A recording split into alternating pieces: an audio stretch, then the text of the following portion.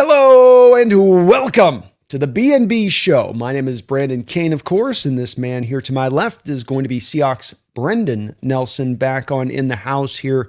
We missed each other last week as I was traveling out there to the Senior Bowl getting that stuff done, but good to have a chance here to chop it up with you, Brendan. How you feeling, brother? Life is good. Life is good. This is about as good as it gets. If you're doing what we do, this it can't beat this, right? You can't ask for more. This is the ultimate. This is what we definitely seek out, and doing it for a couple of years, it's been very satisfying for me. I'm sure it has for you. What kind of rolled through your head as the clock wound down to the Rams game and you finish up, you go get the win? What was kind of the thing that jumped out to you as you were leaving that game? Well, it shows you how special a team this is, because I don't think things really went according to plan in that game. We did not play very well defensively, and we didn't really run the ball that well, but you still won the game.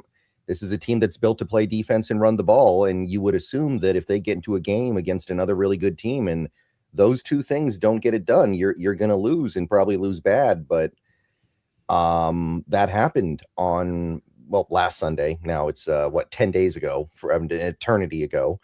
But none of those things really worked, and they still found a way to win because their passing attack, which has been questioned by many people in the last couple of months, just clicked in and played almost perfectly. And that's how you know when you have a special team.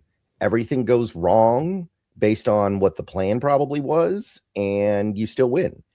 So that's how you know you've really got something going here. And when you look at something like that, it's hard to believe that this team is going to allow themselves to lose. Like, if they can win that game with that many things not working that they probably went into that game expecting to work, you got to like their chances against pretty much anybody. But that was the main thing for me. Like Sam Darnold had to put the team on his back in that game, and that was something we hadn't seen from Sam Darnold in some weeks, especially against a good team. So it's just a reminder that this team can beat you so many different ways. That was the main thing I took away from that.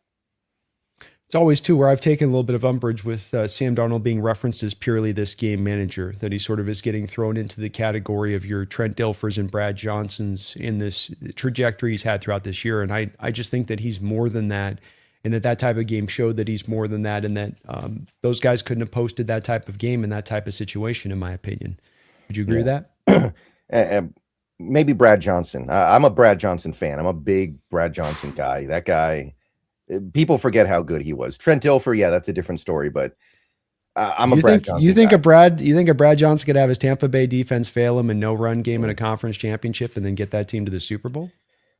I'm a Brad Johnson believer, man. That's my boy. Like, I'm not taking any Brad Johnson slander here. That was always my guy back in the day. But yeah, he was NFL Blitz. Remember NFL Blitz on the N64? I do. So you'd put Sam Darnold on the Brad Johnson train of it. But I'm a Brad Johnson boy. So, you don't have to take that all that seriously. I know. But I think Brad Johnson, history forgets how good Brad Johnson really was. But history will probably forget how good Sam Darnold was this year as well. So I guess that's actually not a bad comparison in my book. But yeah, again, like, you're talking about a game where everything we did in that game that was good was pretty much came from him. Like, there's not a lot else to say. I mean, look, Ken Walker, JSN. I'm not saying literally Sam Darnold was the only player that played good, but everything ran through him. So, but would you say that he's more than a game? To the heart of my question is, he gets put with this game manager thing hung around his neck, and I think it's kind of unfair that he's been more than that for this team, that he's capable of being more for that than for this team. Where do you stand on that? There are like, I think 7 quarterbacks this year that threw for over 4,000 yards, and he's one of them, right? Like this is not 10 years ago when we had 5 quarterbacks every year thrown for 5,000 yards. That's not happening right now. Like, you look around the league right now, yeah, you're going to find some quarterbacks that are better than Sam Darnold. But to say that he's on some kind of game manager level when you compare him to the rest of the league, absolutely not. It's like you got to compare people to their peers, right? You're not going to compare Sam Darnold this year to Peyton Manning or Ben Roethlisberger 12 years ago. You're comparing them to what is going on in the league right now. What's going on in the league right now, quarterback numbers are kind of down, just kind of across the board because of the way teams play. Defenses are playing the cover 2 shell, taking away a lot of the big plays. So when you compare Sam Darnold to the other quarterbacks in this league, I know he's not top 5, but he's definitely top 10, and I think he's probably top 8. So I don't think the game manager thing really lines up with the reality here. So I'm really happy. I mean, part of me wishes that we had played a more complete game against the Rams, of course. But there's another part of me that's kind of like, I'm happy we were able to win on the back of Sam Darnold, because that's something that I don't think people would have expected. And I think that it's something that really threw people for a loop, and hopefully they learned something from it. And I think some people will and some people won't. Yeah, if there's one game that can change the narrative, that one would maybe finally fully do that for those people who've been holding on to that with the death grip on some of the old takes having to do with Sam. We did get a couple pieces of news that I'd like to get your perspective on over the past week and a half since we last spoke. So I know we both talked about ourselves separately on these matters quite good, but let's also just get a little bit of your thoughts too on we got the Clint Kubiak situation going to the Raiders. So I guess a little bit of, where do you stand with that situation, how big a loss this is, and then where you stand currently at the moment of who you'd like to be the ideal replacement. I mean, it's too bad. It is too bad. Kubiak did a good job this year. I'm a fan of what he was able to do, especially in these playoffs. He's been great. And I don't think it's something you can just automatically replace. I don't believe that it is something that is just automatically going to be mitigated. So it's too bad. But at the same time, he deserves the opportunity. He's done such a good job this year. I think that he deserves a head coaching opportunity. Hoping things go well for him. And if things don't, then maybe we'll be there to hire him back in 2 years. Could be a Josh McDaniels situation, right? Because he bounces back and forth between another team in New England like every 3 years. Does seem to be the way it's going. I do wonder with him, for him being willing to take on this Raider job. If not, there was a little bit of, hey, you guys got to give me the 3 years on this. You can't come in here and keep doing what you guys have done and expect this to be a working process. It hasn't worked for you. Keep sliding through these coaches. So if I'm coming in, I need a little bit of, beyond just monetary guarantees that I'm going to have the time to get this done. They don't have to keep their word, obviously. You can fire you at any time, but you got to think that the Raiders will at least be thinking a little bit about that one with this hire, considering their track record of being so quick they're like Dr. Evil with his button on the, where you can push the button and drop the floor out underneath you and send you into the fires below. Mark Davis is slamming on that button every chance he gets. Yeah, but he'll get his money either way, I guess. You can look at it like that. But at the same time, if things go badly, you may never get your head coaching chance again. Look at Spagnuolo. He does great work every year, and nobody will ever hire him as a head coach again, clearly. Very much looks like that. And they're giving him, reportedly, maybe even $100 million worth of a contract to Kubiak, which pretty good reason to go take that job, too, if you got that kind of money sitting for you on the table. Yeah, and look, I like Kubiak. I respect the job he's done. I would not give that guy $100 million. There's no way. Like, Mike Macdonald got half that 2 years ago, and his resume was clearly better than Kubiak's is right now. I'm sorry. It just is. I would agree with you there, man. I agree with you there. It's been kind of wild to watch them just get so hot to trot on him, but is what it is. He is looking like he's all but gone here at this point. Who is the coordinator right now in your mind that is number one, the one you want, if you had your pickings? Earlier today, Frank Reich got picked up by the Jets, so he's off the board, by the way. And people who've been on this show for a while know that I'm a big Frank Reich fan, but he is off the board, so we're not going to talk about him. I do tend to look at a guy like Arthur Smith, and if you can get him out of that Ohio State contract that he apparently signed the other day, which typically you can, by the way. That's one thing I should say. Some people seem a little bit confused about that. NFL coach would always rather be in the NFL than in college, so they typically have clauses in their deal that they can leave in the event of an NFL offer. There's a buyout number usually. So I'm not worried about that, but Arthur Smith kind of brings everything together. He plays the kind of offense that I like. He has experience doing it. He has experience doing it well.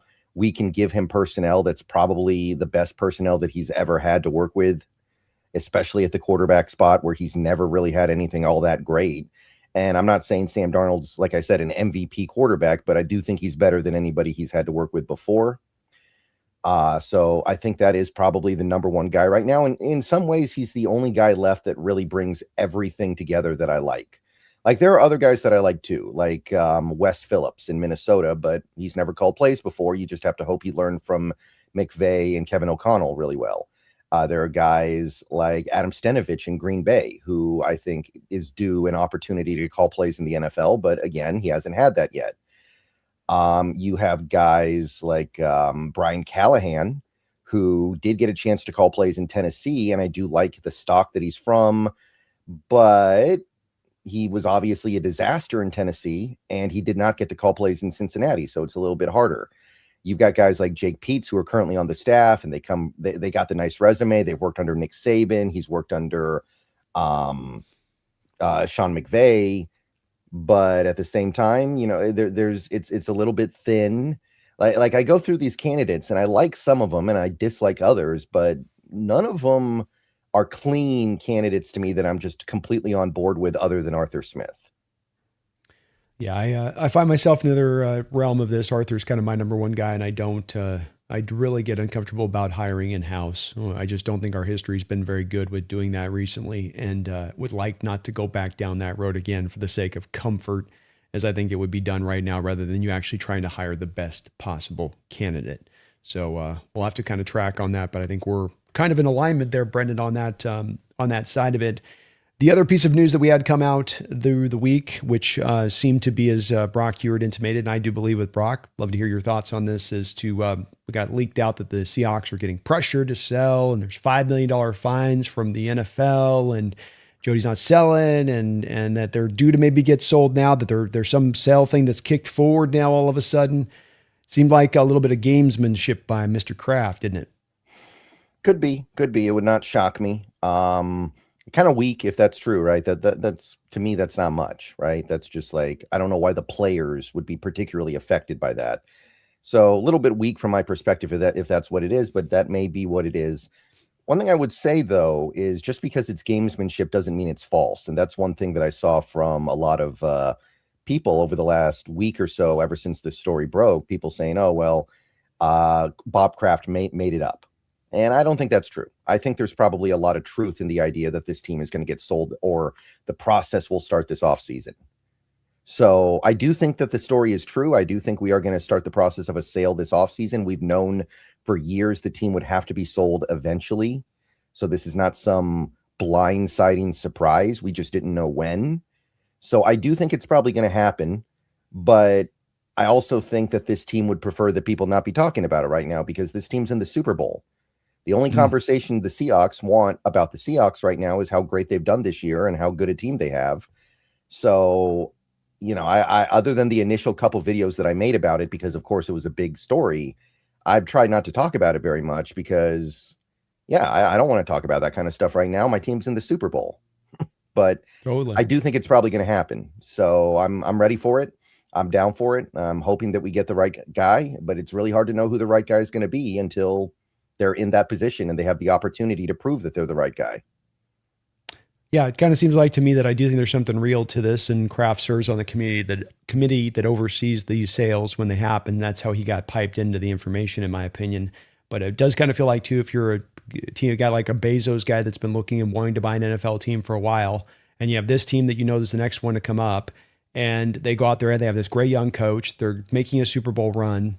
Kind of feels like maybe they came in, and whoever's trying to presumptively buy this maybe came in and blew Jody and company away with a big time offer at that point, sort of a Godfather kind of offer, you know, too good to refuse, so to speak. Mm-hmm. Right. And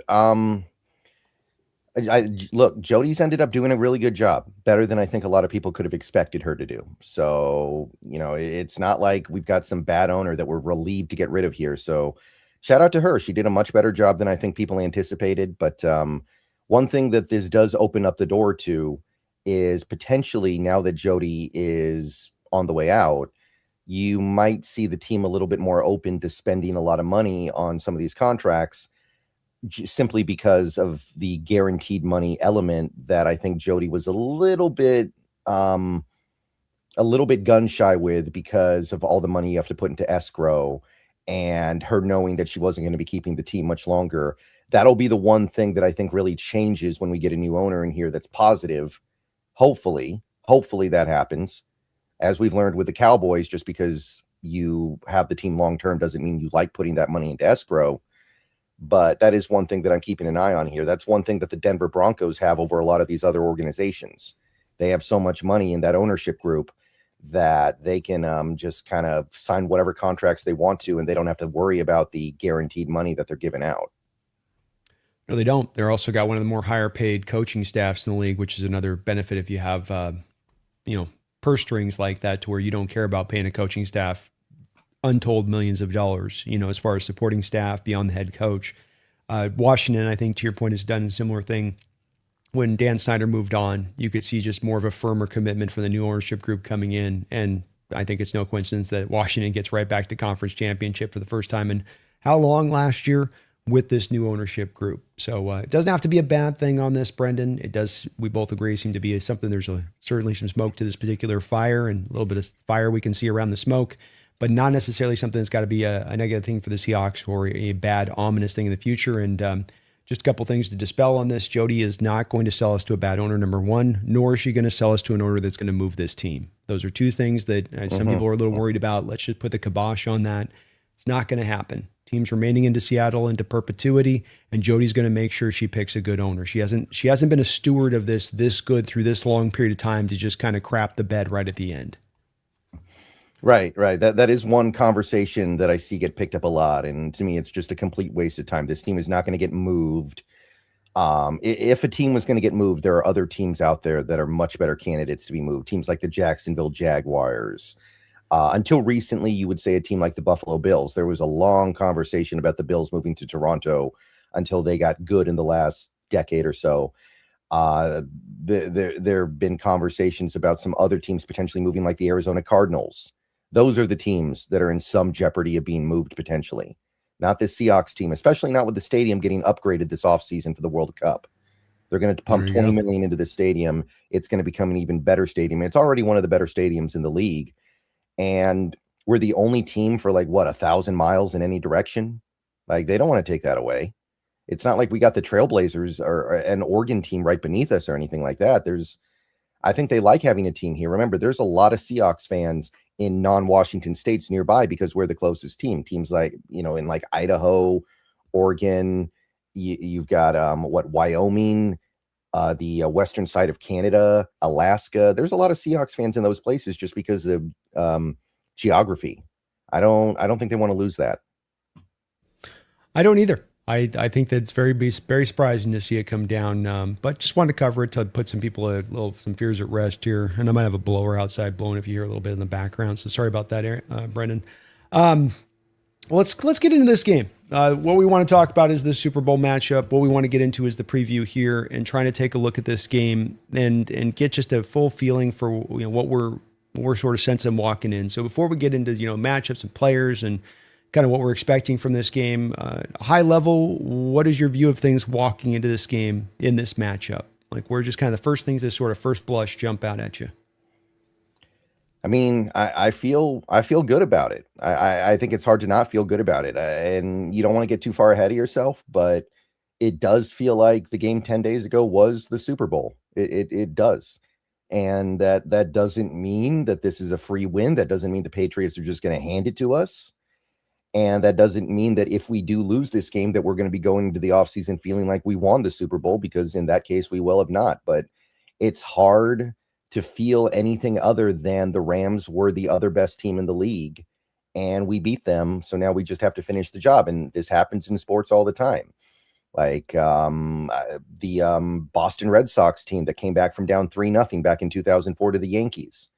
Once they got through the Yankees, you knew they were good. You knew they were going to win that World Series. No problem. And they did. Or, the 1980 Miracle on Ice Team USA Olympic hockey team, when they beat the Russians, I think. Yeah, the Russians. That was not the gold medal game, but you knew they were going to win that gold medal game after that. And they did.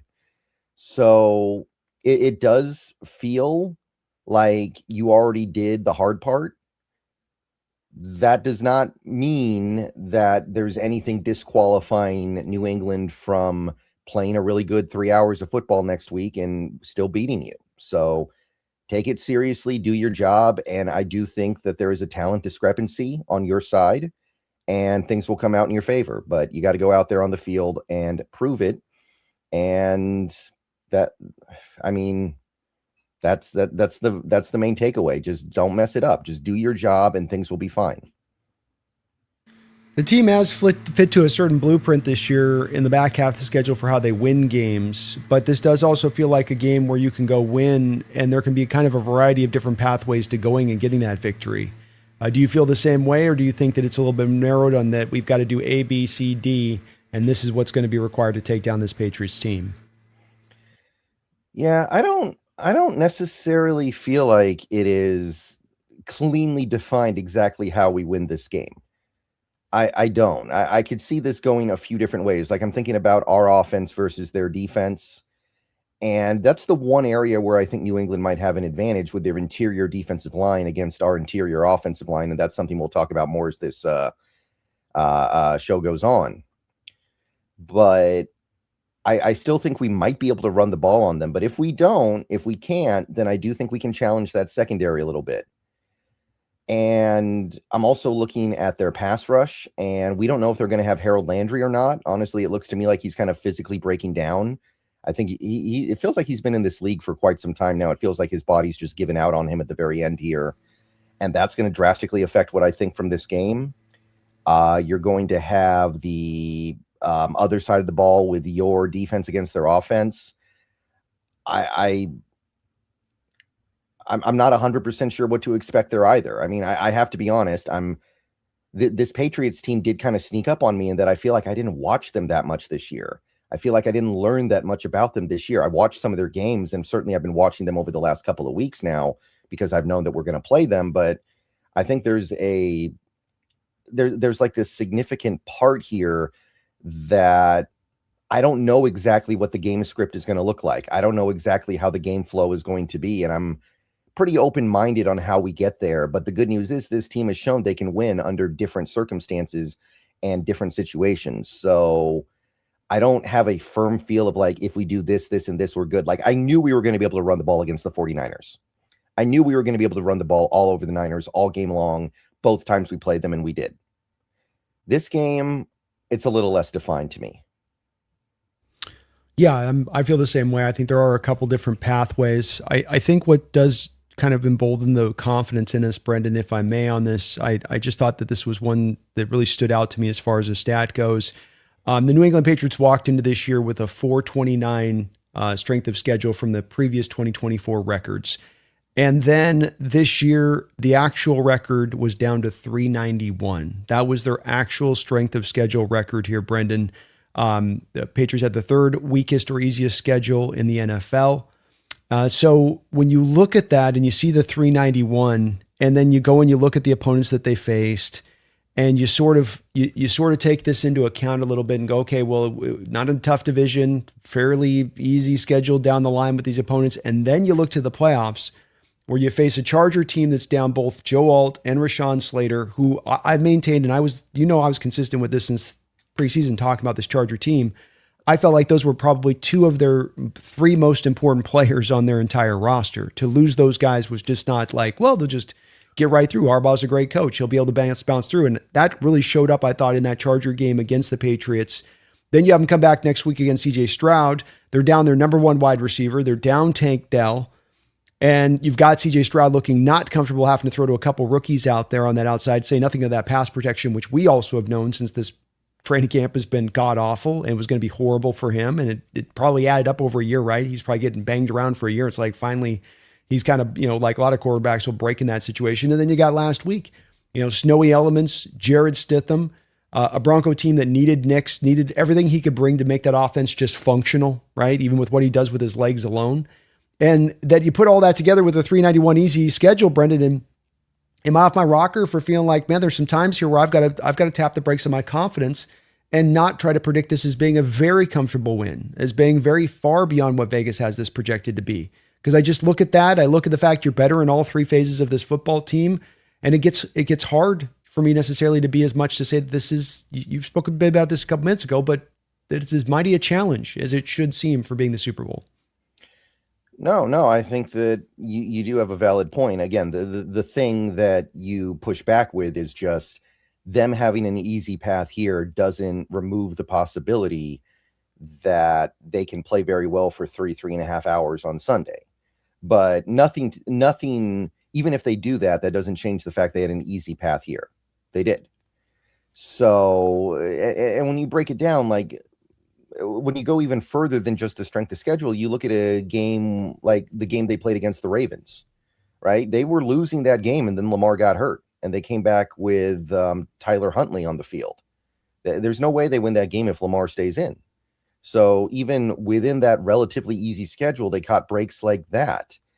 They got to play Tampa Bay after their season completely fell off a cliff and everybody started getting hurt for them, right? We had to play Tampa Bay back when they looked like a Super Bowl contender early in the season. And you start breaking it down, and if there were some kind of quantifiable statistic for luck in the NFL, this is probably the luckiest team in football. They themselves have mostly avoided injuries this year. They missed a few games with Milton Williams. I think Spillane missed a little bit of time, but other than that, they've been pretty healthy all season long. And that's with guys like Stephon Diggs in there, who I would have bet just about anything that he would have gotten hurt at some point this year. But no, he played all 17 games, I think, and ended up having a really nice season. So this is a team that is very fortunate to get here. There's nothing wrong with pointing that out. There's nothing wrong with acknowledging that.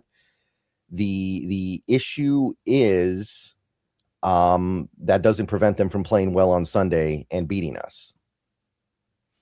No, it doesn't. You're still going to need to bring your A game. You can't just show up and hope you can go through the motions. You're going to walk off. And that's the good part about this NFL team. Our team here in Seattle, I feel like they've done a good job of taking things week by week, Brennan, and staying locked in, never feeling themselves too much, never having the bad loss this year where they just thought that they could just show up and just their presence alone would be enough to go win it. Feels like every week they were able to have Macdonald really connect him, and I'm expecting he's going to this upcoming week. Let's start off with the Patriot offense, because I think that that's their biggest, that's probably their, most dangerous part of their team. I think the defense is functional and defense can do some good things, but I think it's the offense.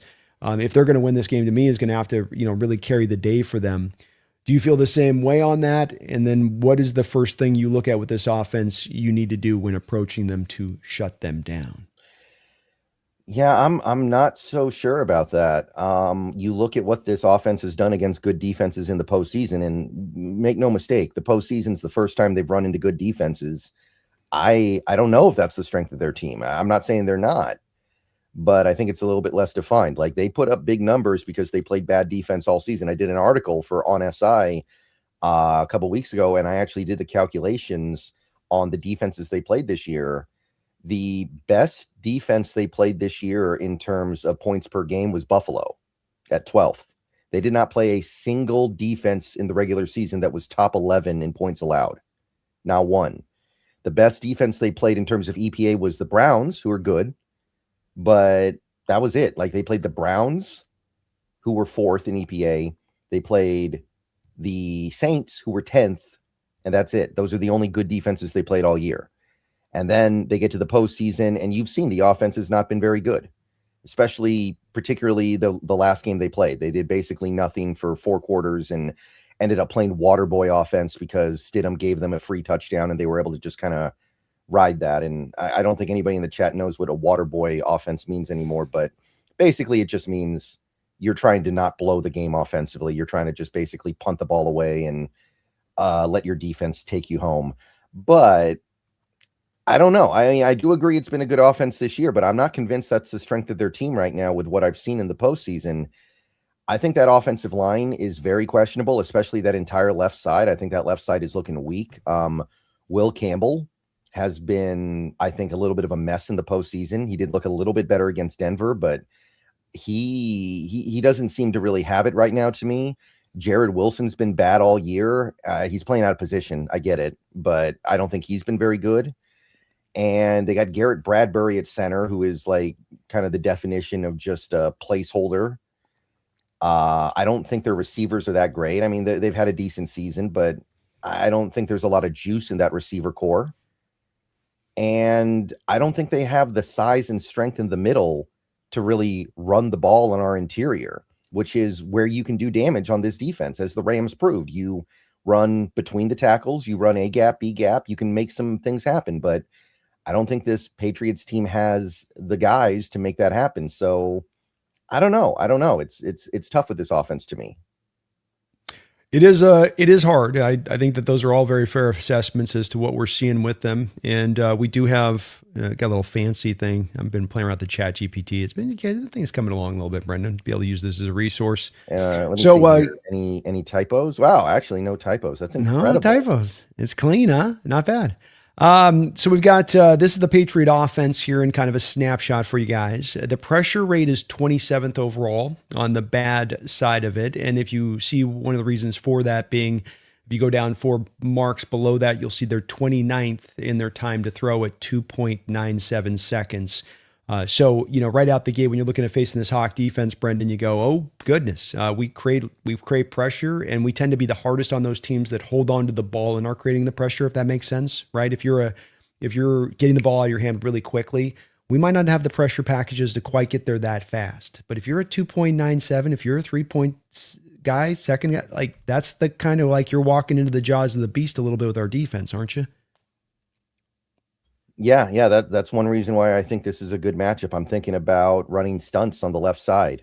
I don't think they're going to be able to handle that. You run stunts with Big Cat and DeMarcus Lawrence on Will Campbell and Jared Wilson. I think you're going to make a lot of good things happen. And look, some of the pressure rate, some of the time to throw stuff is by design because Drake Maye does scramble really well, does use his mobility well to buy time. Same with Brock Purdy. And Brock Purdy had all kinds of seconds to throw when they played us a couple weeks ago. But I do think that eventually you're going to be able to get home against this team because they don't even beyond that. I just don't think they can protect that well.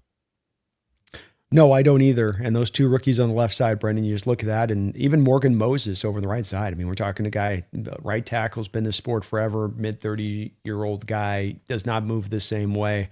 I think the Hawks are going to have a potential of being able to sort of slam a power guy to one side and then the twitchy guy to the other side, right? Twitchy guy for Moses and then get the power guy for Campbell. And that you could really give each of those 2 guys fits throughout the course of the game. Because you kind of got 2-on-2. Like I think Uchenna and Boye, I think of more of like dip, bendy, quickness.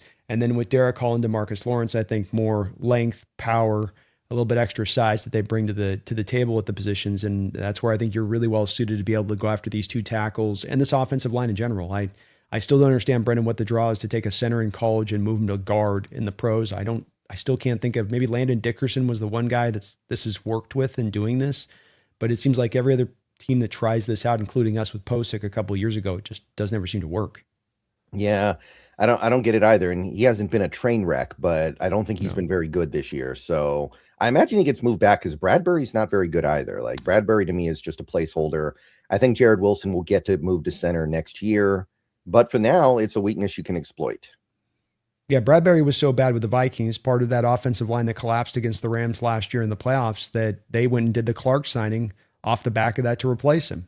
Back to your point of him being just a kind of a dude, right? You took those steps because you didn't like what you were getting from the position in him. So there's definitely some weaknesses there. They are pretty good in team rushing EPA at 11th. Their team passing EPA per play is first, and some very interesting passing numbers to kind of dive into beyond this, just the EPA of what they do in that way, Brendan. Very interesting in that they're both a team that's really good at passing when they're under pressure and passing from clean pockets, passing on 3rd down and longs. These are situations, we see Mike tend to go into more of stack box situations when he gets that kind of situation, 3rd and 8, 3rd and 9. Let me stack the box up. Not to say bring the blitz, but just give him a little bit of heat, maybe send 5. But this team in the Patriots has universally been good in how they've thrown. Competition is obviously a factor into this, but it does seem like one of the parts that I was surprised in doing some research onto this, and that they're, especially considering their receiving core, pretty legitimate at throwing the ball, are the Patriots.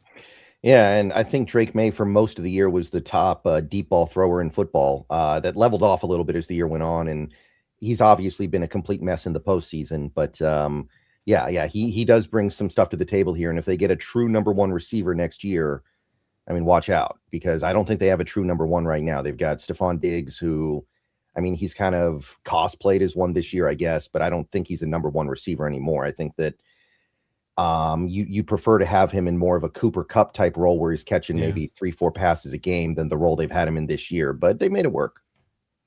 And he is transitioning more now to slot. Those guys get a little bit less speed. They used to be outside dudes, and they start to get a little older. He's doing a little bit more of like, okay, I'm more now kind of a slot guy at times in what I can do.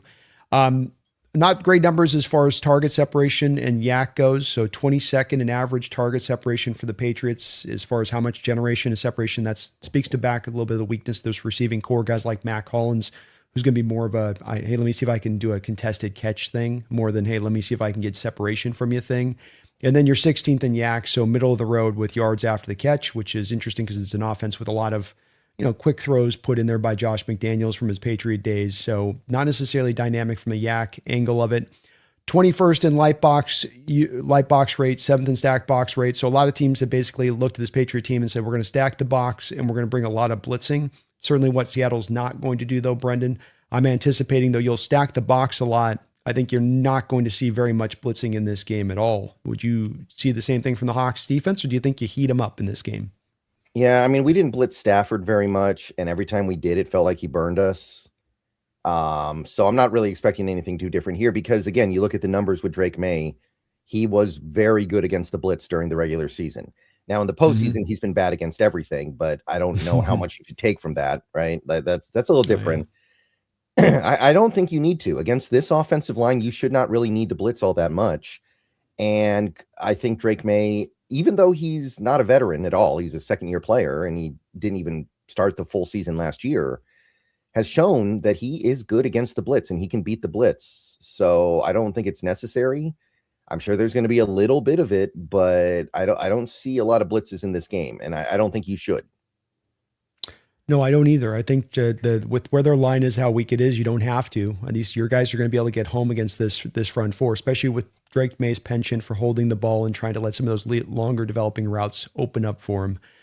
They are 12th in rush inside percentage, 26th in outside percentage. So they are a fairly extreme team about where they're looking to attack in the rush game. I think ideally, Brendan, they wanted to have a little bit more of Travion as a secondary back to Ramondre, but there seems to be some issues with Travion as far as vision, picking the right holes, reading things correctly, and then he's been kind of a catastrophe when it comes to pass protection. Yeah, I definitely wanted to talk about that with you before we were done with the show today. So he played 4 snaps against Denver in a game where New England ran the ball the whole game. It's not like they had to drop back and pass over and over and over again and they needed somebody who could block. No, they were running the ball and he still couldn't see the field. They had Ramondre Stevenson out there the whole game. He played like 60 snaps, which is ridiculous for any running back in any situation. There must be a tremendous lack of trust there because I do understand that Henderson's a rookie and there are some problems in his game, but to me, he is the more talented of the two players. So it's very, very interesting the way they've split it up here. You'll probably see George Halani get more snaps in this game than you will Travion Henderson based on what I saw against Denver.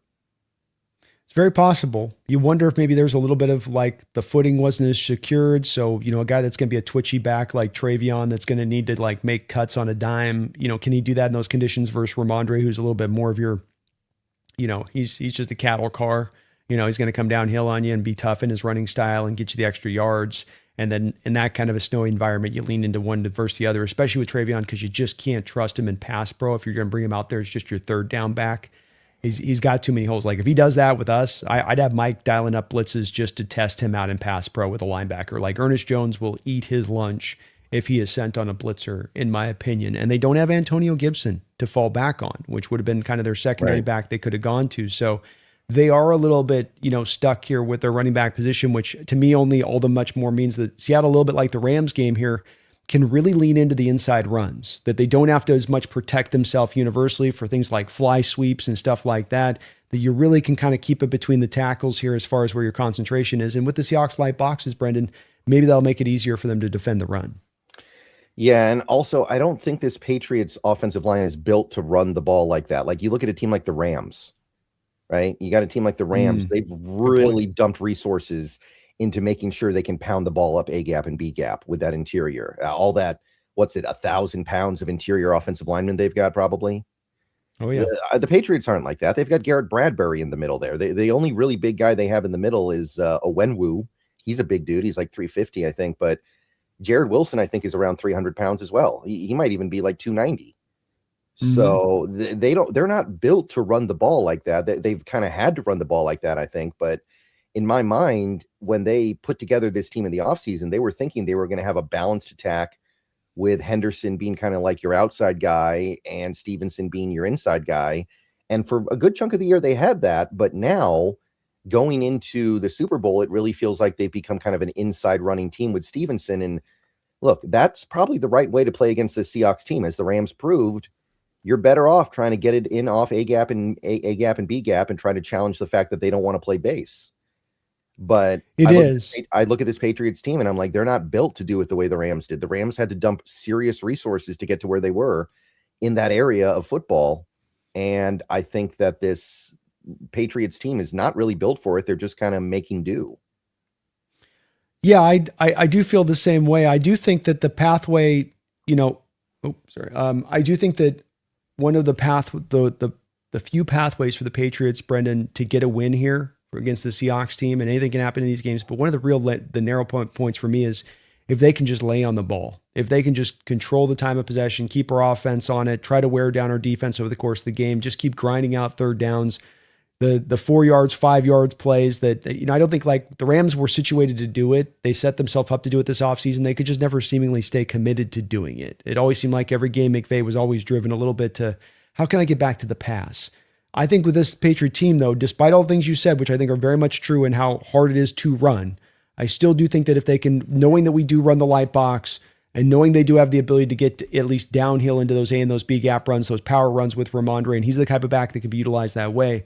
This would seem to me like one of the few ways they would have a pathway to getting to victory. Would you agree on my assessment of this? Yeah, you want to shorten the game as much as possible if you're in New England, because I think even the Patriots would agree they are underdogs in this game. Most people are picking Seattle. You've seen the experts, you've seen the prognosticators. Most neutral people are picking the Seahawks. So you got to find some way to like make it so that the team that is not expected to win wins. And one way you do that is you shorten the game by reducing the total number of possessions. And if you can get like if this game has 13 possessions for both teams, I think there's no way we lose. But if it's like 8 possessions per team, then it gets interesting, right? At the very least, you're upping variance. And you want to up variance if you're New England in a game like this. And in a weird way, the best way for them to increase variance is to reduce the number of drives. So, and one thing about the Seahawks defense is, as good as they are, they don't make a lot of tackles in the backfield. Like they're not a big tackle for loss team. They're more of a no gain, 1 yard, 2 yard gain team.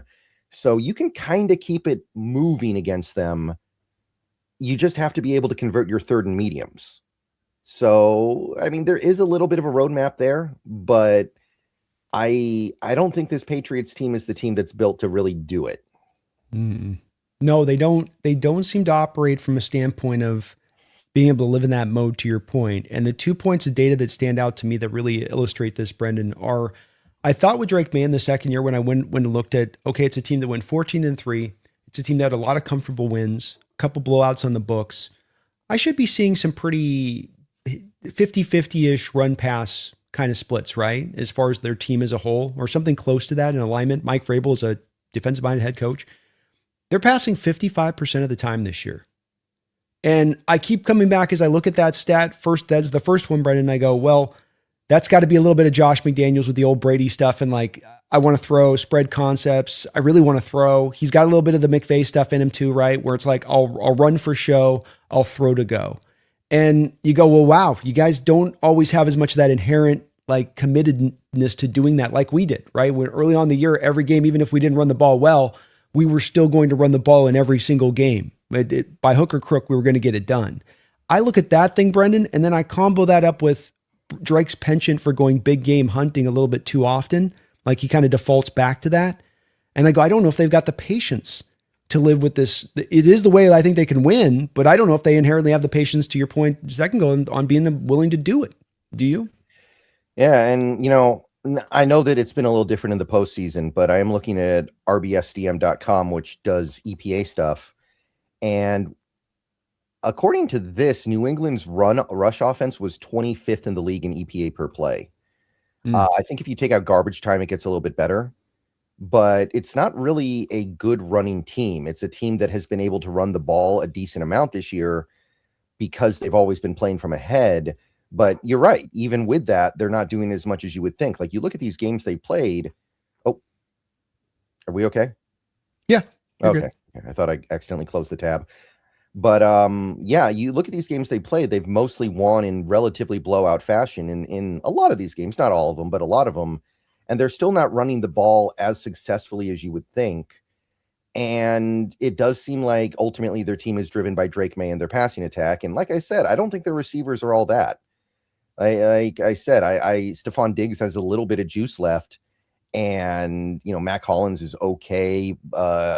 What's Kayshawn Boutte? Booty. Kayshawn Booty, he's okay as well, but I don't fear this receiver core at all with my cornerbacks. Like a lot of people are looking at that Rams game, but I don't think there's any comparison between what the Rams have at receiver and what the Patriots have at receiver. I don't think it's even close. So and I don't feel like you got to play matchups either. I'm fine with Woolen on either of those guys. I'm fine with Witherspoon on these guys. Like I don't think it's even really a big matchup thing. Like Eman Wari on Diggs, I'm down with that. Yeah. To me, it's just a completely different ball game. It really is to me. I mean, you mentioned the two receivers, Booty and Mac Hollins is their de facto two out there. I mean, he's the guy out there a lot, and he's a good run blocker, but he's not separating. And I'm watching the tape; he's just not. And Booty's got some ability to him, but it's 400 yards receiving this year, and intermixed a little bit. But I don't think he's separating from our cornerbacks out there. None of these guys are. I think you can lock them up really well. I also think when it comes to the big game hunting aspect of Drake, it comes back to like, that's kind of the teeth of our defense, man. We're going to protect against the deep ball. We're not leaving ourselves as susceptible in the back end. How many big plays have been hit over the top this year that were not Rams? It means like the Rams were able to get their inroads in both the two games that we played them in the last two. But other than that, Brendan, I think I saw that there was like 10 plays of like over 20 yards passing against the Seahawks, against the Rams here when they just recently played them. And then there was 10 throughout the whole rest of the year cumulatively. So I just don't know. It's Drake wants to go there. It's like when times get rough, he'll kind of like F it. It's the old F it. He's down there somewhere kind of throw. There's a lot of that with him watching the tape on the books. A lot of that, like, I don't like, it's a muddied read. I know I got a 9 route going down here. Let me just throw it up to the 9 route. And it a lot of times isn't even close. Not even in that like vicinity, just in the trajectory, just kind of like literally almost a throwaway, but a hopeful throwaway, I guess. Yeah. I mean, it does kind of make sense why that would be the case. As much as he's been good this year, he's not a veteran at all. He's very inexperienced in this league. You would not expect him to necessarily have a great handle on all that kind of stuff. So, yeah, I agree. And he had great success with it earlier in the year. But as the year's gone on, there's been less and less success. Defense is kind of catching on to what he likes to do. Like, it does kind of make sense. And we do have this stat, Brendan, which I know that you're very familiar with, but worth presenting here once again, which is over the last 2 years here with Mike Macdonald since 2023. He has got quarterbacks under the age of 24, 0-6, with a record, 1 touchdown, 8 interceptions, and 22 sacks in those 6 games. This also doesn't include Max Brosmer, of course. What is Mike Macdonald doing to these young quarterbacks? He's showing them stuff that they don't expect. Like, I know we don't blitz that much anyway, so I'm not saying it's all that, but it's that whole idea of how you don't want to blitz a veteran quarterback. Well, the reciprocal of that is you do want to blitz a younger quarterback. Now, I'm not saying we want to blitz Drake Maye, but you don't have to blitz to show a quarterback something that he's not expecting. And that's kind of the beauty of Macdonald's defense. He's going to send 4 guys a lot. They're just not going to be the 4 guys you expected. So I think that's the main key there. Now, obviously, the other quarterbacks he's played that were under 24 are not as good as Drake Maye. Like those quarterbacks are who? You're talking about like who would that have been? Bo Nix? I think was Bo Nix already 24 when we played him? I think he was 24 at the time. I want to say still 24. Okay, yeah. Like you got Bo Nix, you've got who Bryce else? Young. Yeah, Bryce Young. You said that list did not include Max Brosmer, right? So that not that, but yeah, because he's 26 or something like that. I think CJ Stroud was under 24 when we played him earlier this year. So yeah, Drake Maye's better than those guys. But Jaden Daniels. I mean, Jaden on one arm or whatever the heck was going on with him in that game. But still, it does go to show that he knows how to punish these quarterbacks that are not going to just take what the defense gives. Yeah. And I mean, there's not a lot of quarterbacks that are good under 24, right? Like, so there's not a lot of like, well, he hasn't played this prime guy at 23. Well, there's not a lot of prime guys, but to me, the confusion that he creates on the front side and his ability to do that imminently, not having to change who he is to do it, just that this is who we are inherently, is to disguise and hide. That is going to be hardest on those guys that haven't learned the ropes. And so this is a stat that, yeah, it's a cool stat, but it's also one that makes sense stylistically to me, Brendan, for how you play defense, how you go about your business. Yeah, I do like it. I do like the setup. I do like the matchup. Again, I'm not worried about what the Rams did to this defense. And don't get me wrong, that was bad. Defense did not play well against the Rams, but I'm not thinking that's going to carry over. I don't think that really means a lot as we go into this game. It's a completely different situation, completely different circumstance, much worse offensive line. I do think worse quarterback, maybe not by a radical amount, but worse quarterback. I would say probably worse running back as well. I think Kyron Williams is better than these guys, and definitely worse receivers and worse play caller. Shout out to Josh McDaniels, but he's not Sean McVay. He's not. I think that those are all very, very fair assessments. I think that we do have a similar attack style here in what we want to look to go at, which would be that we're not looking to really blitz because we don't think we have to. We want to both bring, it sounds like, some stack boxes and then work off those stack boxes by maybe only bringing the 4, maybe the 5, one extra. And then you heavy utilization, as you said earlier, on the stunt, loop, twist game to really, you're not only now confusing Drake on the looks and the stacks, you're confusing the 2 rookies you've got on that offensive line on the left side, that blind side for the quarterback. So it's kind of like a compound thing where you're hoping we're doing this one thing which you normally only just do for the quarterbacks, but because we got this green on the offensive line, we're hoping to kind of double dip the chip. I like it. I like it. Find creative ways to still send 4 guys. Find creative ways. Stunting on that left side, I think, is going to produce a lot of good results. I do as well. And you can intermix some of the man zone stuff, but I think staying more in zone. I just want to drop as many guys into coverage, 7 guys into coverage as possible at times, and really squeeze down those passing windows for Drake. He seems to be a guy, I think, a big part of this game to me that's the key. I think I heard Tony Romo speak to this, and it's something that I saw from the tape, which is this game's going to come down to, Brendan, which offense can be more effective knowing what they're going to encounter to the defensive side of the ball. The Seattle Seahawks are going to know that they can counter the single high safety a lot against this New England Patriot team. The Patriot team can end, and then a lot of 3-4 base looks, Brendan, right off the 12 personnel, because that's where Patriots are going to live. They're going to live with a lot of 3-4 looks, base personnel, and a single high safety. So a lot of times bringing that extra safety in the box, where Seattle defensively lives in nickel, and then they like to do the 2 high shell. And so with Drake, watching the tape with him, just another place where there's all these little advantages we have in this game, like we've talked about in some of these other games this year, but this one especially, where you've got Drake to where he's practicing against essentially that sort of single high look a lot. The Patriots will show you a cover 2 shell, but Vrabel doesn't do as good a job with his defense of really hiding the shell, Brendan. Like the safety will, prior to the snap, be giving the quarterback the indicator of coming down to the line, the one safety that's coming to the line of scrimmage. And so I think Maye's gotten used to practicing against that single high, and he's gotten comfortable with that. But when he's had to face the cover 2 shell stuff, it's definitely put a bit of a hamper on his ability to play the position. He's just not seeing it as clearly when he drops back to pass.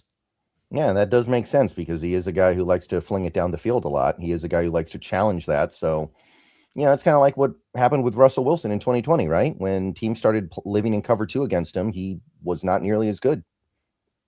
And like I said, he wants to go big game hump thing. So your point on Russell, it's what that took away with Russell is they just knew there was a penchant. I want to go down the field. There's not as much of the penchant as I'm committed to throwing short. I'm committed to taking what the defense gives me. I get confused. I default back to let's go to the moon ball. And that's a little bit of what Drake Maye does as well. And this is where we come back to again, that I feel like this Patriot offense kind of in certain ways runs into the strength of the Seahawks defense. And it's just not really well suited for them. Right. So, I don't think this is as good a matchup as the 49ers are against the Seahawks team. That's one reason why I felt so confident a couple weeks ago when we played them. But it's also not the Rams. The Rams were a team I felt were a bad matchup for us, and we were going to have to kind of out-talent them. This is somewhere in the middle. I think we can handle it, but I don't think it's some big mismatch in our favor. But I'm fine. I'm cool with the matchup.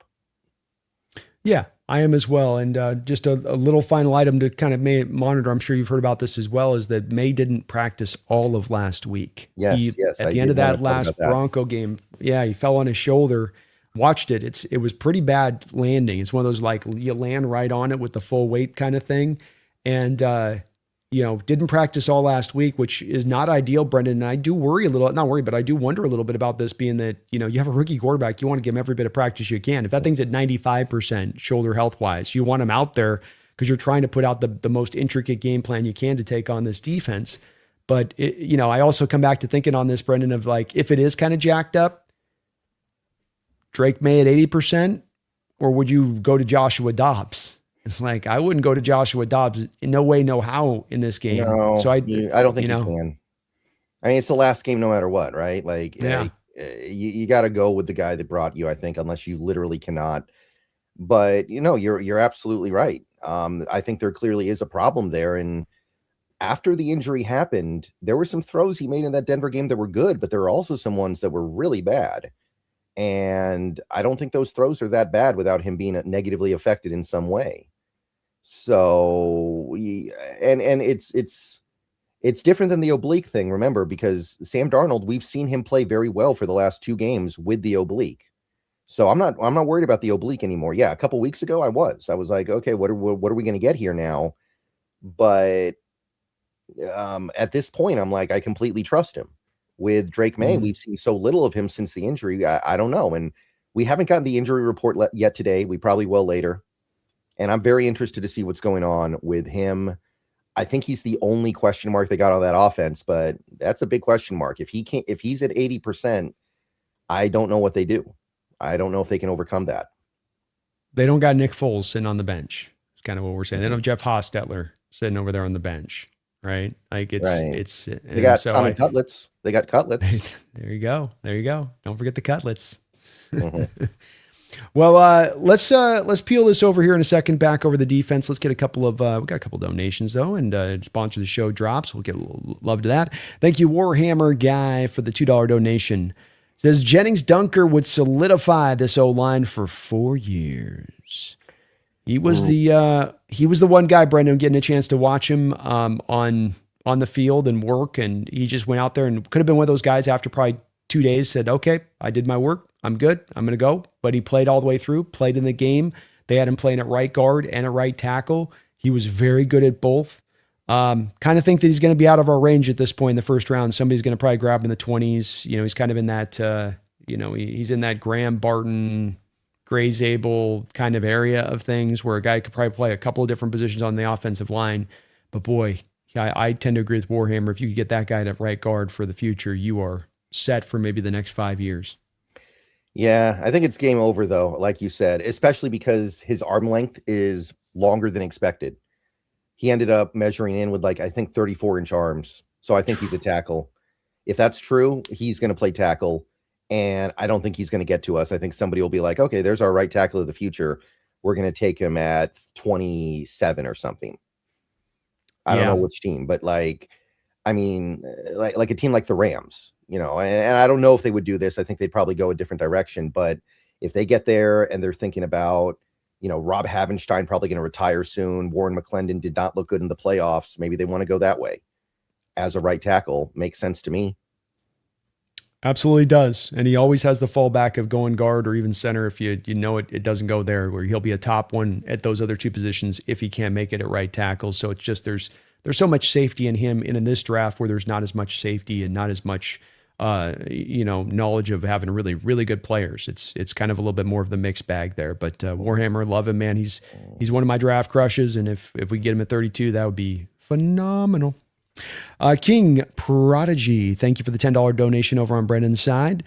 BNB, I wasn't old enough to know what I was watching when we played the Pittsburgh in the Super Bowl, but after some research, it seems very similar to this one.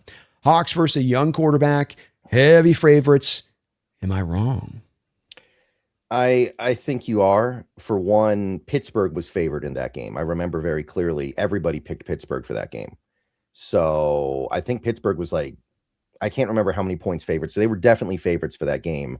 And also Pittsburgh had the tough road to get to the Super Bowl. They had to go through the 1 seed, the 2 seed, the 3 seed. and they had to go on the road, and they had all that momentum from beating, the Colts. It looked like the best Colts team ever. They beat the Broncos in the AFC title game in Denver. They blew them out, actually. So this is very different, I think. And also, I do think that Steelers team, while they didn't have a great regular season, was better than this Patriots team, which I think has gotten very fortunate to be where they are with injury luck and also opponent luck, et cetera, et cetera. So I don't think it's that similar at all. Yeah, I think if you looked at just the schedule that they had in the regular season that year, I think that's what kind of leads people to look at there and go, well, this is similar to this Patriot team. But I think what Brendan just did, and he did a good job, I think, of capturing, where I would be at with it, where there was more with that Steeler team. I think you could also make the argument here coming into this, Brendan, that we are the hottest team in the NFL over the back half of the schedule, and we've maintained that heat into the playoffs.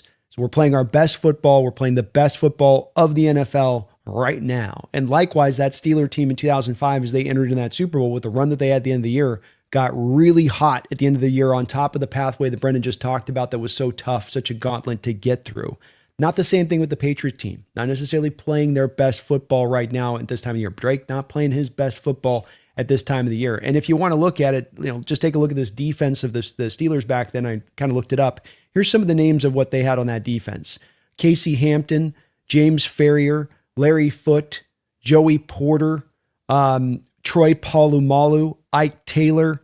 You had a couple Hall of Famers in there, a couple almost sub Hall of Famers in there. Say nothing of the offensive side of the ball from Roethlisberger, Antoine Randall, Hines Ward, still Jerome Bettis at the end there, rolling along. A couple of Alvin Faneca, who I believe was a Hall of Fame offensive lineman. You just don't have that kind of top end talent or difference makers to me on this Patriot team. The way I look at it, Brendan, as much as those points that you just provided as well, I think it on the surface it fits, so to speak, here, King. But the deeper you get into this one, it doesn't quite hold as much water. Yeah, and also I would say that going to that game, the Seahawks were viewed as like the finesse team, and the Steelers were viewed as the smash mouth team.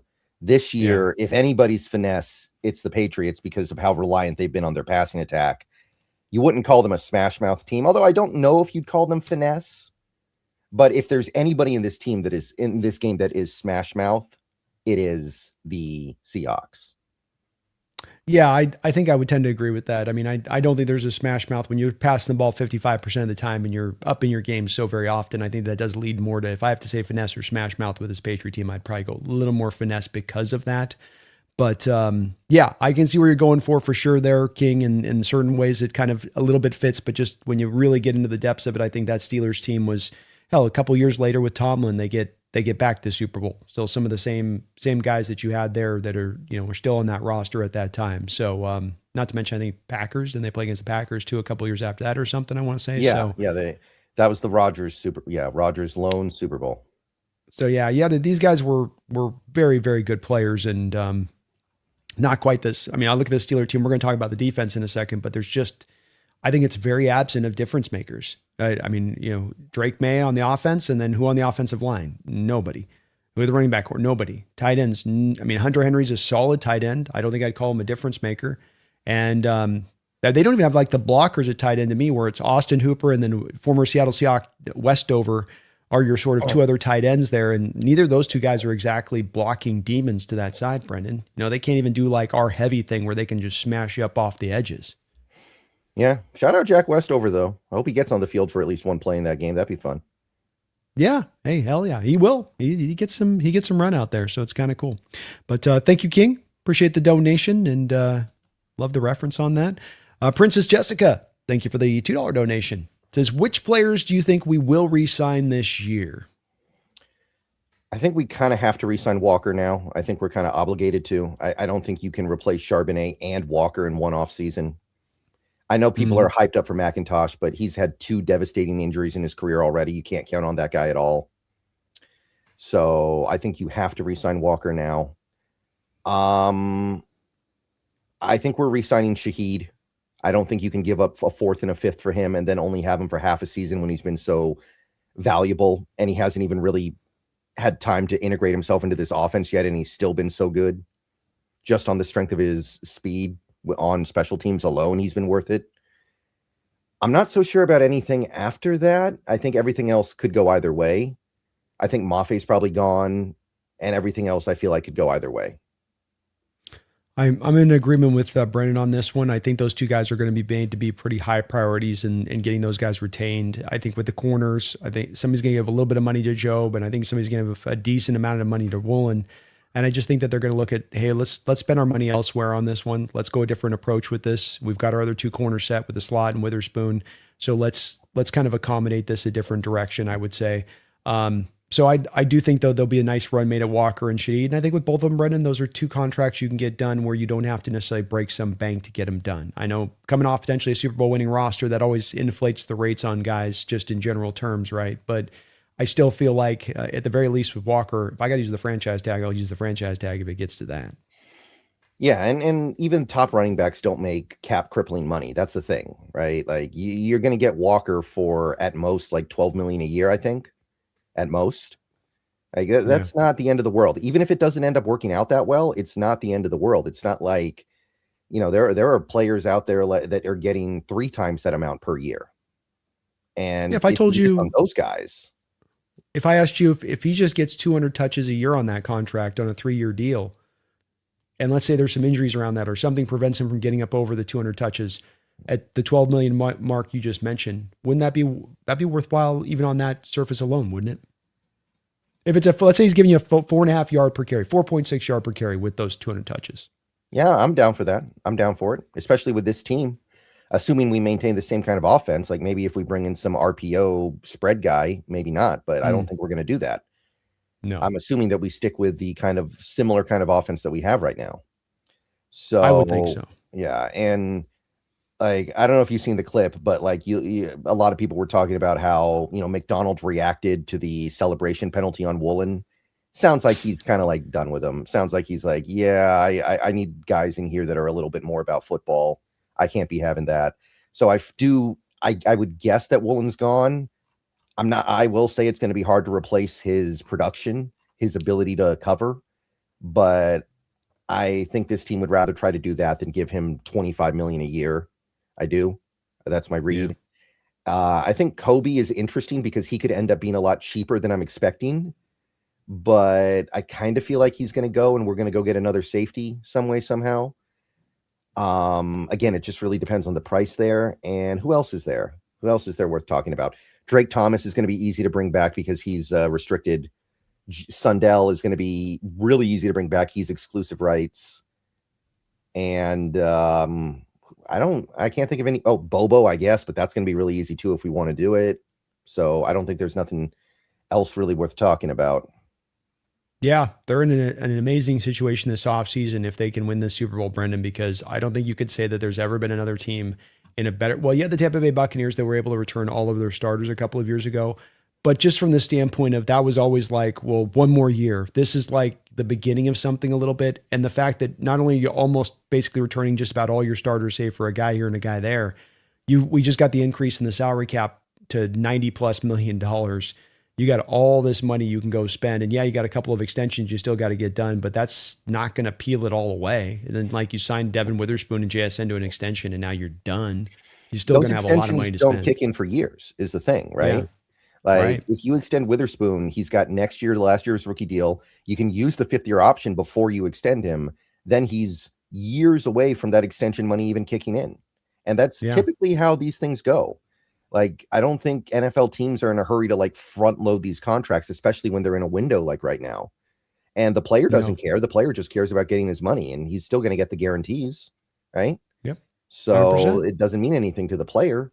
Same for JSN. Like these are not going to be crippling deals for years and years. Like next year, those guys are still going to be very cheap, even if they get monster extensions this offseason. I think the one concern is just the edge room, right? I think the edge rusher stuff is the one thing about this team that concerns you because I can feel that part of the team breaking down. And that is one thing that concerns me a little bit about this game. Do those guys have any gas left? D-Law's been great, but he is 33 years old. He's got a lot of miles on him. We've had to ask way too much of him this year because he's been our best guy out there. I hope he has enough left for one more game. Nwosu feels like he's really broken down. He's been kind of a mess in the postseason. And Mafe and Hall were just not getting what we thought we were going to get from them. And you're probably losing Mafe. Nwosu may be a salary cap casualty. Are you going to be able to replenish your edge rusher room this offseason to where you can go make a run at things in 2026? That to me is the big question. Agreed. And you may have to go for two guys. You may have to get an impact and get another guy on top of it. There may be a lot you have to address there with that edge room to reinforce it. We may have a couple guys, if we win this Super Bowl, that are up for potentially retiring. Does a Cooper Kupp? Does a DeMarcus Lawrence? Does Leonard Williams? Look at that as like, hey, that's a great finish up to the career. I'm good. I'm done. I did what I came to do. I made my money. I'm a Super Bowl champion. I've been an All-Pro. I've gotten it done. It's very well a possibility coming out of this. Is one of the reasons why the Super Bowl is so vital, and we can't think of this for too much. And we're about to go on a dynasty run. Like get this one. You got to get this one because you never know year to year how this stuff can kind of change and fluctuate. Mm-hmm. Yeah, there's this famous story from the 2002 Sacramento Kings, and that was a Sacramento Kings team that came very, very close to making the finals that year. They went to Game 7, lost in overtime to the Shaq Kobe Lakers. And I read this story, and it's kind of famous now. Most people have probably heard about this one where, the guys in the front office, the guys in the coaching staff, they're sitting around after that game talking about how, we're going to be back. We're going to be so great. We're going to do this next year. And then one guy stands up and is like, well, what if we don't? What if this was our best shot? And it was. They never got close to that again. They still haven't. So you don't know when the rug's going to get pulled out from underneath you. So while you're here, go finish it. Go finish it, man. Got to do it. Addis the Gamer, thank you for the $2 donation, says, I'm ready for this game. Tired of seeing that play.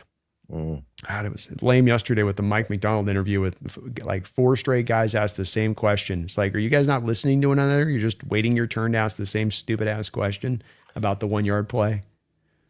Yeah. It's you can see why Marshawn does what he does sometimes, can't you? You can really tell. Like maybe some guys on this team got to bring back the old Marshawn stuff. Like if I was there getting asked questions like that, I might do that. I might too. I couldn't believe like it was one after the other too, where you're just going, what is this? What are you guys doing? What are we doing here? Mike Macdonald was probably in like junior high when that play happened. I'm kidding. I know it wasn't that long ago, but was he even working in the NFL back then? I think he was still in Georgia or something. No, he wasn't even in the, he wasn't even in the program yet. So he's probably still in not even high school, probably junior high or something at that point. Yeah. Yeah. He was like, 20 years old. He was like 23, 24 years old when that happened. He might've been, I don't know, selling used cars somewhere. I don't even know if he was working in football at that point, but like, what does he have to do with any of that? Like none of these guys have anything to do with any of that except John Schneider. So it's just kind of, I guess you got a whole week to ask questions. There are going to be some stupid ones, but man, that is one that does not need to be asked. I could understand one time being asked, but the fact that those guys all in succession were like, I don't know if they were trying to troll or they thought this would be a funny thing. Or they just weren't listening. I was wondering if a bunch of guys are looking at their phone like, okay, it's your turn. If you get the ball to the 1-yard line, you get a throw or you gonna run it. It's like, it was sort of that. I couldn't, it was weird, but Mike was tired of it by the end. He's like, I'm not answering this question again. Yeah. I remember actually, I think this was about a year and a half ago. I went to a Seahawks event and in a Hilton hotel lobby. And I've been there a few different times and they did it last year. It was shortly after Macdonald got hired. And there was one point where they were taking questions from the audience and every question was about, do you remember that thing where Macdonald had all the stuff from the Pete Carroll era in the hallway at the VMAC taken down? Every question was about that. And you could tell by the end, they were like, can we talk about something real here, people? People got so up in arms on that stuff. It was ridiculous. And now we're one win away from having a better season than that team ever did. There you go. Best all-time Seahawks season at the end of the day. Trenton Puckett, thank you for the $5 donation. Trenton says, B, cue the breaking news. Justin Crosby does not want to be part of another rebuild. Let's grab him. It's very much in play. Who does want to be part of another rebuild? Nobody. That's not fun. Yeah. But I feel like it doesn't even really matter what Crosby wants. I think he's going to get traded this offseason. Like I feel like even if he really wanted to stay, the Raiders would still trade him because they got to go their own way now. And the draft picks they get for him are going to do more for them than Crosby. And I do think a contender probably comes up to making the biggest offer to him. If you were a rebuild team throwing multiple first round picks at the Raiders to get Crosby in there as part of a rebuild, Miami, for instance, tries to go grab him. That just wouldn't really make much sense from a Miami perspective or a team in that kind of position. I think it makes a lot of sense for a team that is a contender. Certainly, I think we're going to make a hard run at him, but I could see the Rams making a hard run at him with the 2 first-round picks. I could see the Eagles, how their edge room played this year and they had to bring Brandon Graham off the couch and trade for Jalen Phillips at the trade deadline. I think there's going to be some teams out there that are going to be legit teams that are going to be in on this, and that there could be a bit of a bidding war on this one because he is kind of the only guy like this on the open market. Yeah, 49ers could get involved. Sure. The Bills, I think, are going to be pretty involved as well if they can afford it. I don't know if they can, but I would assume they could find a way. I think pretty much anybody that has higher aspirations except for Denver. Like, it wouldn't make sense for Denver, but other than that, No. I think anybody should be at least thinking about it pretty hard. And look, that may lead to whoever gets them having to overpay, but I'm not scared of an overpay right now, especially with where I think this edge room is going to be in 2026. What's the highest you go cumulatively? Doesn't have to be for the exact assets, but give me your draft capital. Like, it can be a draft capital and you kick in a player, but just give me the pure of what it would be draft capital to be as far as you're willing to go. I mean, I would probably go like 2 firsts, a second, and maybe a throw-in player. Ooh, okay. Brendan's going hard with it, Brooks. He's in. I mean, He's in on especially Crosby. if it's the first and second from this year, because this draft is so weak to me.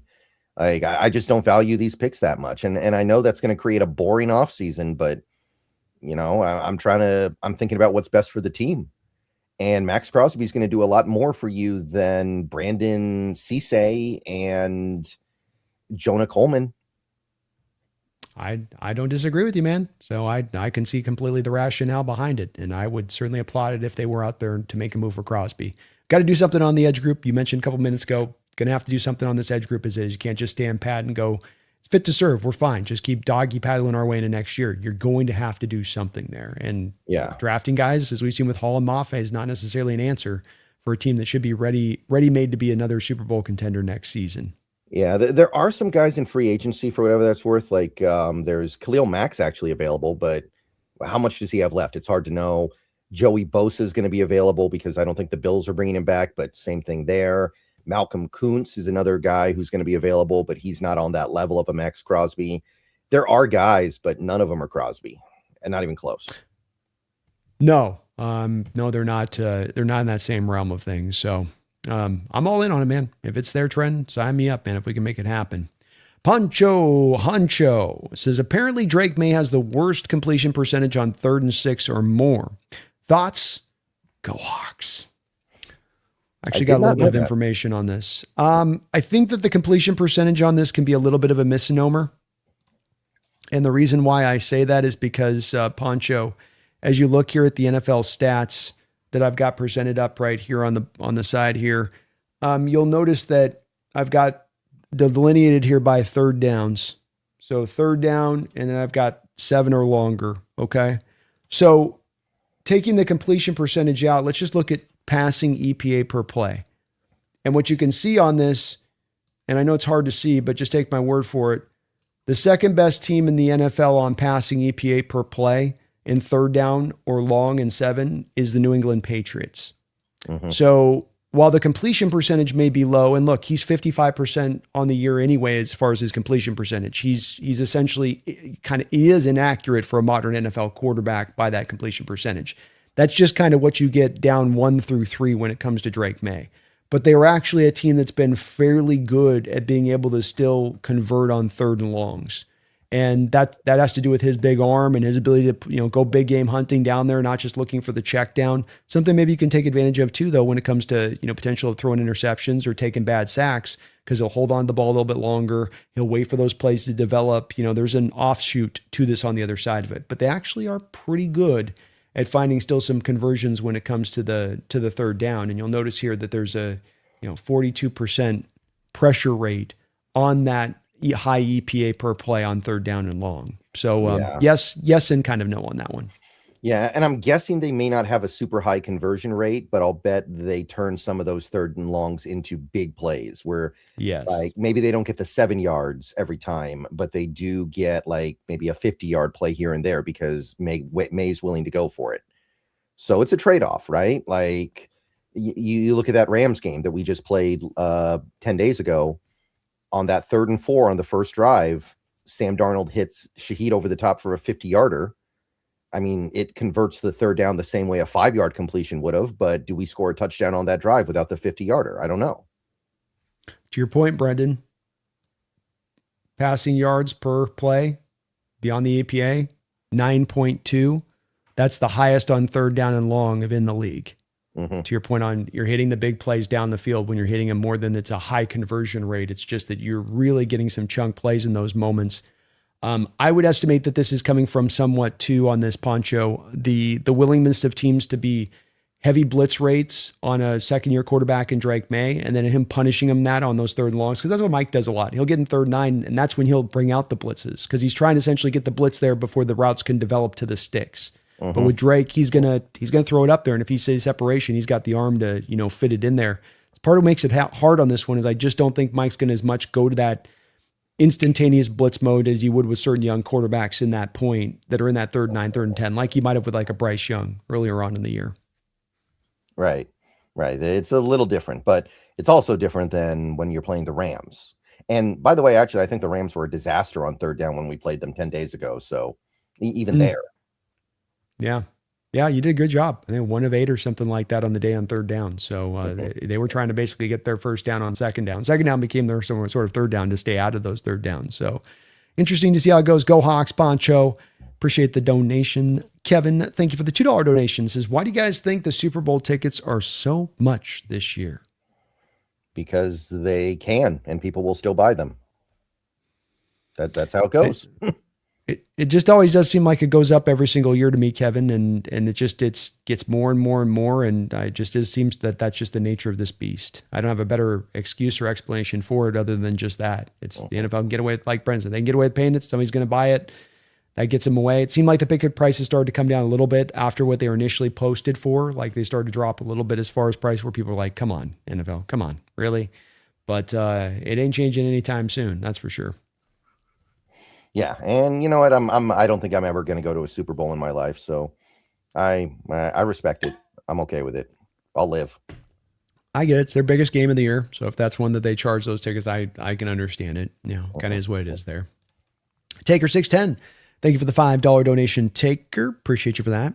You'd have to say that due to age, that Myles Garrett would cost less than Micah Parsons, right? If he becomes available, it's 2 firsts in a heartbeat for John. I don't think his contract is tradable the way that Crosby's is. I've looked at this before. Maybe things have changed. Maybe we have new information. I think Garrett is trapped in Cleveland on that deal.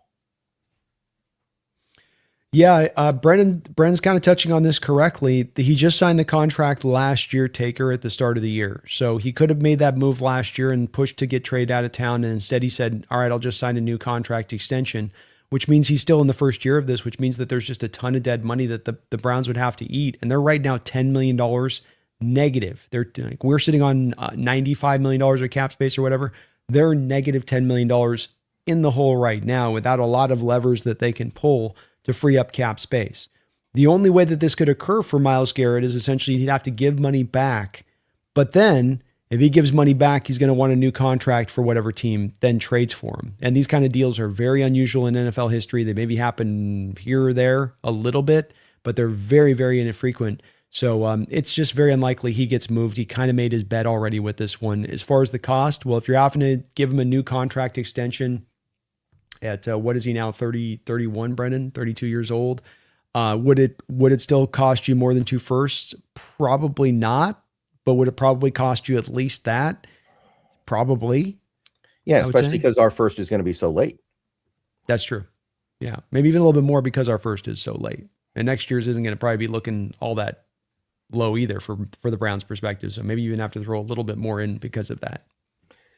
Yeah, I'm not even really thinking about Garrett. As far as I'm concerned, that he already basically he's in Cleveland for a very long time, and good for him. But I don't think there's any way you can get him. If he was willing to give back the bonus money left on his deal, and then he's going to be moved to you, would you sign him to the 4-year, $160 million deal, give up 2 firsts and a third to get Myles Garrett? How confident am I that he can play standing up in Macdonald's defense? Confident. I don't know. That's a lot for a guy who's on the wrong side of 30. I think you're pushing it. I mean, I do it for Crosby because he's younger. I would have done it for Parsons because he's young. I don't know if I'm doing it for Myles Garrett. 30 right now is Myles, 30 years old. Okay, that's not the end of the world, but to me, it's kind of the same thing as Trey Hendrickson, right? It's like you get to the wrong side of 30, you feel like you're going to be left holding a bag. He is kind of one of those freakish guys that I often talk about where it's like, and I wouldn't say this about Hendrickson, right? As a former 3rd-round guy, that it's those freakish guys that are just uber talented where they lose the half a step, but they're still kind of sub-freakish. They can still kind of maintain, like your Julius Peppers types, right? That played till he's like 36, 37. Reggie White, played till 38 years old. Like these edges that are actually built like that can sustain a little bit of a little bit of loss to their game and still be very good. I mean, I'd have to think about it just because that might be what it takes to keep the repeat window open, right? Like it might be either, okay, you're doing this trade or you're not repeating. Yeah. But that is pushing things a little bit to me. Mm-hmm. I get it. It's a lot. It's a lot to give out. We're talking $40 million a year potentially for this guy, or just about in there. No, $40 million a year essentially is what you'd have to give him on that new contract. So you could move the numbers around. But that being said, first year cap hit of this year for 2025 was still $22 million. And they moved the money around. But again, like you said on this, we just don't see players give money back. But if you have a contract and you get to go play for a contender, who knows? Maybe he's kind of finally come to Jesus on this one, Brendan. Yeah, it's also this thing where I got to give up all the draft capital and I got to give him the new contract and the contracts at the top of the market. I got to get something somewhere. I get it. That's not an easy pill to swallow on that one. So it's a lot easier with the Crosby deal, like you said, because that is a movable contract. And you can, if anything, keep him on the same contract and have him out almost even potentially cheap if you base the bonus the first year of his deal there as you bring him in. So I certainly can understand where you're coming from on that. That's a spicy meatball, as they like to say, on that perspective scenario. All right, let's take a little bit of a look here at this defense, Brendan, and what's going on there. But first, let's do a little shout out to the sponsor of the show. Sponsor of the show is going to be Sleeper, the #1 app running in the game today. They've been so kind as to sponsor us throughout the course of this year. Been very much appreciated for both me and Brendan. And when you use either of our 2 codes, so when you use my code NEST or when you use Brendan's code, which is SBN, they will match you up to 100% of your first deposit, up to $100. So $100 from me and Brendan to you through the app when you use one of our codes, either SBN or NEST. But wait, there's more. Free $20 entry, no deposit needed. That is $120 into your account right now. You think you know sports, you think you know football, you think you know all basketball, baseball coming on up. Pair them together, put your tickets together, go make some money on the back of that knowledge. And please use our code, create that free login entry, as we'd love to finish off this season strong with you guys, really using that code and just put a nice, great big button on this year, as Sleeper has been so kind to sponsor us in the way they have. I love Sleeper because they got more options out there than you'll see on other apps. You got the boosts. As you can see, I put a 20% boost on this upcoming game here for the Hawks and Patriots. I got Myers over a field goal and a half, Kupp over 3.5 receptions, Walker over 21.5 receiving yards, and Hunter Henry over 3.5 receptions. My man had like 13 last year when we played him against this Mike Macdonald defense. Brendan, do you like my picks? That seems pretty good to me. I don't know why that Walker receiving yard line is so low. Like it feels like in the last couple games, we've really come to an understanding that that's a really good part of this offense that we've not really utilized until recent weeks, but it's been pretty heavy lately. It really has. I think we're going to use it again in this game and find some ways to get him some of those manufactured touches. So use that code today. Take advantage of that. Got the 20% boost. Get some money in the account on top of it. Terms and conditions do apply. Please see their site for details. But a big thank you to the sponsor, Sleeper, for showing the love to both me and Brendan here throughout the course of this year. And thank you to you guys for utilizing the code. You guys have been very, very kind on that. All right, let's get over here to the defensive side of the ball and look at some of these numbers here, Brendan, just off the rip here to begin with. This is a Patriots defense that is 11th in rush EPA per play, 9th in pass EPA per play. So they are a very sound defense all the way around, not super vulnerable in either aspect there. Teams are passing on them at the 11th highest rate. A lot of teams playing from behind against the Patriots this year, so not a surprise there. They are 10th in pressure rate and 14th in time to pressure. So kind of a middle-of-the-road team in creating pressure, which is impressive to me, Brendan, because it's not a team that's necessarily loaded, stocked to the gills with a lot of great pass rushers. They're kind of getting by as a collective there as much as anything else. Yeah, and we have some stuff to talk about there in terms of injuries, but yeah. Absolutely. Yeah, and it still has been weakened down just a little bit beyond even what it's been throughout most of the year. Not a heavy blitz rate team, surprisingly enough, with Mike Vrabel. Would have thought that this would have been a little bit higher in how it's presented, coming from the Belichick model, especially because they are a little light on that defensive line as far as, true talent goes. But 19th in blitz rate. They're 10th in allowed yak on the good side, so 10th and least in limiting yak. Essentially, they're top third in the league in that. 24th in stack box rate, so they're not stacking the box, and they are second in light box rate, so they're going to leave you light boxes on the front side. 9th in rush inside percentage on them. Why is that? Because they're second in light box rate. If you're light box, teams are going to tend to try to attack you inside because that's where you seem to be vulnerable, schematically speaking, on the front side of it. And they're rushing at the 26th rate to the outside on this Patriots team for those same kind of reasons. What does this data information tell you at first blush here, Brendan, when looking at this Patriot team? Well, again, and I hate to keep having to go back to this but you take a look at the teams they've played this year, and other than Buffalo, what are the good offenses that they played this season? I'm looking at the list right now. It's really hard to find much of anything else, right? And this is just regular season, right? Mm-hmm. Yeah. Right. Like you look at their schedule and look, I mean, you play who you play, you get through who you get through, but this is not a defense that in my mind has been particularly well tested this season. So the fact that they still have some pretty lackluster results here, like barely top 10 in EPA, I do question them a little bit. I think they've got a couple areas where they're very strong, but I don't really trust their ability to get pressure off the edge that much. And I think their secondary has kind of gotten overrated by the fact that they're just not getting challenged, especially in recent weeks. So I think it's a good group. I do think they pose some unique challenges for this Seahawks team, but I think it's just kind of an okay defense that is completely dependent on staying healthy at all times. Like they had that complete meltdown against Buffalo a couple months ago in a game where they lost, I think, Milton Williams and Robert Spillane, and that was all it took. So to me, they're just they're good, but they're held together very loosely. Yeah, they really are. It's a team that plays very technically sound on tape. They're very fundamental and disciplined in their approach. You're not going to see them, making a lot of, dumb mistakes. They're not going to shoot themselves in the foot. They're not going to have bad penalties that they can control. Vrabel has this team on point in that way. He knows how to have his team prepared in that manner where you're just going to have to beat them straight up. And I think that's where, to your point on these offenses that they faced, Saints, Titans, Panthers, Steelers, Dolphins, Raiders, Jets, Falcons, Giants, Jets again. It's been one where you look and there's just not that many challenges across the board. I think they've had 9 coaches that have been fired from the teams they played this year. Head coaches fired in addition to that. It's also a defense to me that doesn't throw a lot of like the Brian Flores troubles that gave us issues with stack boxes, and we're going to run heavy amounts of blitzes. They can't artificially create stuff, that can supersede where their talent's at. And a lot of watching the tape, as I told you earlier, is you'll see him a lot of times in single high, and then you'll see him in two high, but then you're always kind of feeling the safety court kind of creeping up prior to the snap.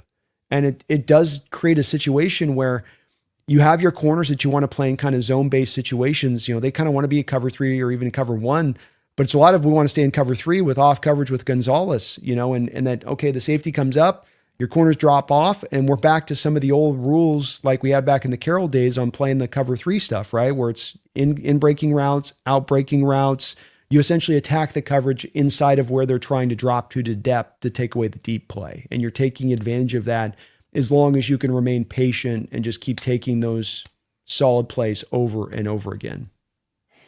Yeah, it does make some sense to me. And I think one of the big things looming over this game is Harold Landry. Now, I'm not saying Harold Landry is some great player, but he has been their most effective pass rusher this season. He leads the team in sacks. He leads the team in quarterback hits. And he barely played against Houston, missed the game against Denver, did not practice at all last week. It kind of feels like his body's falling apart. And even if he does play in this game, I have pretty serious doubts that he's going to be able to stay in the game and be effective. So that, like I said, I don't think this Patriots team can handle any real losses to their personnel. I think they're just good enough to be solid when they have all their guys. But if they don't have Landry, I really don't know how they win on the outside. No, I don't either. And I would offer that I think that I was noticing on some of the tape with what I think they're doing with Landry is they're bringing a lot of Jelani Tavai out there onto the edge. And Tavai is a will linebacker. He's not an edge. And when you get looks from a Seahawks perspective in this game, to me, Brendan, of Tavai or Clavion Chason out on the edge, I'm going to have some built-in stuff for Sam to be able to audible the runs to that side and attack those guys head up at the point of attack and show that they can hold up at the point of attack if that's what they're going to do and trotting those guys out there. Because the ideal is not to have Tavai out there at edge. I guarantee you that's a lot to do with trying to get around where you're at with the edge and the injuries to the edge group. They've got some other defensive linemen on IR, not real super important guys, but those guys do reduce down some of, I think, as well, the depth that they have there when you factor into they traded Keon White midseason on top of it all. So I think there's some places you can attack off this edge group to the edges on some of those outside wide zone runs, Brendan. And I got some big questions about the speed of this defense. Yeah. Their lead linebackers are what? You've got Spillane, and then you've got Christian Ellis. And I think they got Jack Gibbons in there as well a little bit. Not a particularly standout group. And other than Christian Gonzalez, thinking about that secondary, it feels and I guess Marcus Jones, but I don't know how good Marcus Jones is as a cornerback. He's a good return man. Yeah. Okay. Well, he's five. I see what you're saying. He's 5'8". I mean, that's the problem. I was watching the tape last night, and the issue now is if you old school 10 years ago, you want to rock a guy at 5'8" at the slot, that worked, right? You get away with that. But now with the way teams can, attack in the run game and isolate that guy as a tackler, and then beyond that, you can isolate him with some bigger mismatches at the wide receiver position, where I have a guy that can go up and climb the ladder and get up over the top of him. He's not going to be able to at 5'8" climb up there and get there. And there was watching a couple of games with them in the end of the year here, a few different teams attacked them in that way, Marcus, and saying, hey, you're too small. You can't get up here, especially down by the goal line. If you get a Bobo on Marcus Jones, for instance, like the matchup we saw last week with the touchdown or 2 weeks ago, I would think if I'm Sam, I'm attacking that all day, especially down by the goal line, because he could just box him out like he did that defender in that game and go get the ball. So I think there's some mismatches you can draw out there with that secondary. Gonzalez is legit. Don't get me wrong there, but I mean, Craig Woodson at free safety, Brendan, we scouted him a couple years ago. I remember him. He's Was he California? California? You're okay. Right. Yeah. Yeah. Okay. I remember that a little bit. I think this was last year actually, because this is his rookie season. Wow. Okay. I think he had a 5th round grade on him. If I'm remembering. Maybe you're a little higher on him than that, but you didn't have a high grade on him, and I didn't either. No. To your point with on that one. So it's kind of uninspiring. I'm not trying to knock it, but it's like, Carlton Davis is on his 3rd team. We had last year with him with Detroit. DK smoked him up 10 ways from Sunday. It's when I look at it, and I just don't see yes, Gonzalez is good, and Milton Williams going, is a problem. But even if people have referenced Milton Williams, they keep referencing of him matched up against Anthony Bradford. But Milton's a 3-tech, right? So Milton's going to be over there on Gray Zabel more than he's going to be over there on Anthony Bradford. So even that mismatch that's supposed to exist in this game as some, warning, Milton might take this game over. I don't think he's getting matched up that very often on Bradford.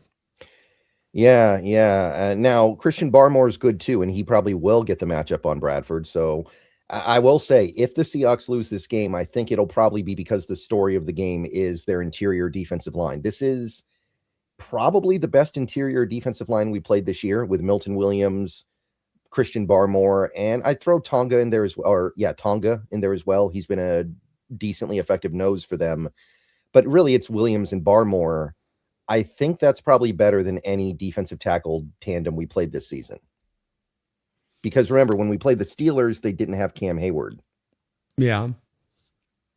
I'd probably go with Titans, Jeffrey Simmons, Tavondre Sweat's probably better than Okay. if we're talking about just defensive linemen, I would say. Yeah. And I'd say the Rams are the Rams are better too, because the Rams can run Poona Ford. Kobe Turner's going to make every bit of the amount of money that Milton Williams signed in free agency this offseason. And then they've got Fisk that they can bring as a pass rusher as the third guy in that crew. Yeah, well, the thing with the Rams is if you incorporate the whole defensive line, it's no doubt, right? Because then you're talking about Jared Verse, Byron Young, and the Patriots. I don't really like their edges that much. I think it's a mediocre edge room, but just the interior starters, you're saying then? Just the starters? Yeah, well, what if you pull Tonga in and then you've got Poona Ford with the Rams? Okay, that's interesting. Okay. I mean, I don't think it's a blowout. No, but I think Poona's he's a better player than Tonga is. Oh yeah. I think that and I think with Kobe Turner, while people love Milton Williams, I think there's just as many teams in this league that would take Kobe Turner over Milton Williams. Okay. I mean, I do think the Rams have a better front for sure. The Rams have a much better front overall. I think the interior, it's a little bit tougher. But it's fair. It's a strong one to your point. Yeah. That to me is the area where the game can kind of not go our way. Like, what if they stuff the run in the middle and we can't run the ball and we're in 3rd and long all game? So that would be my one area of concern. I think that's the one nice part to run an outside zone though too, is that you can maybe mitigate it just by some of your scheme stuff to where you tend to want to attack in the run game, because you'll be running away from those guys to where there's not as much of that impact that they can provide. Milton can certainly get a TFL and sneak into the backfield and grab some stuff, and as you're setting up an outside zone running that way, but maybe that gives you a little bit of a way to get around that. But it's valid. There's not a lot of other ways for this Patriot team to get after you in that manner. So that's as good a spot as any that they got to get you. Yeah, and I do want to give a shout out to Chaisson, I think is how you pronounce him, because that's a guy who's been in the league for a little while now and was looking like a bust. But he's kind of found himself this year, and I think he's been a good player for him. Certainly better than I would have thought, but I don't know if he's as good as the numbers indicate that he would be this season, honestly. No, and at the end of the day, he's got 3.5 sacks, so it's like as a part-time edge rusher role guy that is getting kind of worked in and out there just a little bit. He has found a place, but it's not like he's 10 sack a year now guy like the Jaguars would hope he could be. I think he's got 7.5 this year. Oh, I thought I just looked it up. My bad. Let me double check. Milton Williams has 3.5. Oh, you're right. I was looking at the wrong thing. So my bad. Yeah. So 7.5. No. Okay. Yeah. Legit. That's legit production there. So yeah. So I still think their edge room is just not really a strength, especially if Landry's broken down. Like, I don't know what they do if Landry can't play in this game, and I think there's a very real chance of that. There definitely seems to be, as we'll get the injury report here today on a little bit of clarity with that. But when you look at this Patriot team for how you want to attack, give me, what is the basic conception you operate off of and what you want the offense to be doing? I would say I definitely want to attack that secondary. I usually don't say that with this team, but other than Gonzalez, who can be had, by the way, he's not, Deion Sanders out there. No. Yeah, I do want to be attacking that secondary. I think that there are some things you can do back there, especially if they're doubling JSN, which it sounds like they're probably going to have to for a lot of this game. I think there's plenty of damage you can do throwing the ball. Like you said, I want to challenge their speed. Maybe this is the game for Arroyo. Maybe he can get a speed mismatch on their linebackers and make a play down the field. We'll see if he's active or not. I think I would start there. I would definitely be a little bit cautious about running an A gap and B gap a lot in this game, just because I think that their interior is pretty strong. But I think you can challenge them to the outside a little bit. I'd love to get some outside zone running in this game, some pitches, some misdirection stuff with Shaheed getting jet sweep opportunities. I think there's some stuff going on there. That's kind of what I'm thinking about for this game. I am as well, and I wonder if you're in the same place I am. We've got no Zach Charbonnet in this game, and I was doing some research, Brendan. See if you're picking up a little bit of what I'm putting down here. These are the top 10 most attempts for an individual running back in Super Bowl history. And when you look at all of these, Brendan, from John Riggins on there, Terrell Davis, Larry Zonka, Franco Harris on there, 9 of these 10 guys went on and won the Super Bowl. They were on a Super Bowl winning team. And the one guy that didn't is Eddie George, who came a half yard away on the Rams and the Titans game at that time. And the reason I bring this up is because I look at that 27 attempts mount and I go, I got to get Walker to 30 touches in this game. And if I can get Walker to 30 touches in this game, that just feels like a magical spot to really feeling hyper confident that we went and got the win. And that I think this team's got the commitment to run that much. This is the week to use him in that way, to the ultimate to me. But I'm riding Walker until the wheels fall off in this particular game. How about you? And do you feel like this is just a random stat that it doesn't really apropos to this? What do you think about it? Well, I do think that it probably reflects the fact that your team is playing from ahead if they're giving the ball to the running back this much. But that being said, I still think it's a very good idea to give Walker the ball a lot. He is playing the best football of his life right now. He is, even against that Rams team where he couldn't really get anything going on the ground, I still thought he played a really good game. I don't know what else he could have done. So, I want to get him the ball a lot because I think he's great, not because I think you're guaranteed to win if you get your top running back a lot of carries. So, I don't want to misread that data and say, oh, this is the key to winning, when I think data like that is more like the result of winning. But I would say I would like to see Walker get a decent number of those touches on catches, more so than just straight carries. Obviously, a lot of that too, but I want to get him the ball in the screen game because I think that's something that's been really effective for us lately. Yeah, that's where I come to and say it's, to me, 30 touches. I do think that it's one where it's, if you're at that point, it's easier said than done sometimes, but some of it's a little bit of just the commitment and remembering that. I think that we've done a great job of that offensively, so I don't think that that's going to be challenged in this game, and suddenly we forget to be running the ball. But this is one where I would use him to the ultimate as I could in this game, because I think there's a lot of room to attack, and again, as you said, I just don't trust that defensive speed of the Patriots on those outside zone to be able to get to the spot in the same kind of manner. And once you get him going like that, the play action stuff now works to the ultimate. And you can really kind of mitigate some of the passing attempts. And once you do that, to me, you're mitigating one of the few ways this Patriot team can go and get a victory. Because if they don't get any turnovers in this game, if they got to work off of long fields in this game offensively, I think that in itself is a harbinger of the fact you're going to get the win. I think if you allow them a short field here and a short field there, and then they can intermix their rushing attack and control the time of possession, that's how they go out there and get the win there. So just all the much more to me to try to lower down a little bit of those passing attempts in this game. Because I think you can find effectiveness in running the ball. And I think then the passing attack can be maximally effective because you're not in a hyper volume approach either. Yeah, it's the formula that the team has had for most of the year, right? I mean, Darnold's near the bottom of the league in pass attempts. He is. So it's just stick to the blueprint, bro. That's all I'm saying here. Stick to that same blueprint that you've been putting out here throughout the course of this year. Don't deviate from it here. Shaheed, get him some touches, like you said, cut those misdirections, get the Patriots flowing defensively one way, because you got to figure they're going to be very concentrated on trying to get to the first, running plays going an outside zone run. Oh no, we're doing a fly sweep back the other way like we've done with Shaheed a couple times. Would love to see those worked in a little bit as well. Is there anything else offensively speaking that you want to see as a point of emphasis in this game as a means to attack? Well, like you already kind of mentioned it, but we've got some big slot receivers to go up against Jones. So that's something to hit. Like Cooper Kupp is 6'2", JSN 6 feet flat, and that's still a mismatch on Jones. He's like you said, 5'8". He's tiny. And also maybe he's a guy you can test in the run game as well because he is so small. Is he going to be able to hold up as a run defender? Yeah. So I want to challenge that. So a little bit more, maybe 3 wide receiver looks to draw them into that nickel look then, off the back of that a bit here and there? Maybe a little bit, yeah. I want to get Jones on the field. And we don't know if Oots is going to be available in this game, by the way. Macdonald talked about the neck injury and said it's got to calm down. And to our knowledge, it hasn't calmed down yet. So we might not have Oots. And if we don't have Oots, then there's less incentive to get into I formation because I don't think Brady Russell's very good. You activate Elijah Arroyo? Well, you didn't do it last week, and Oots was out last week. Last game. So maybe, I guess...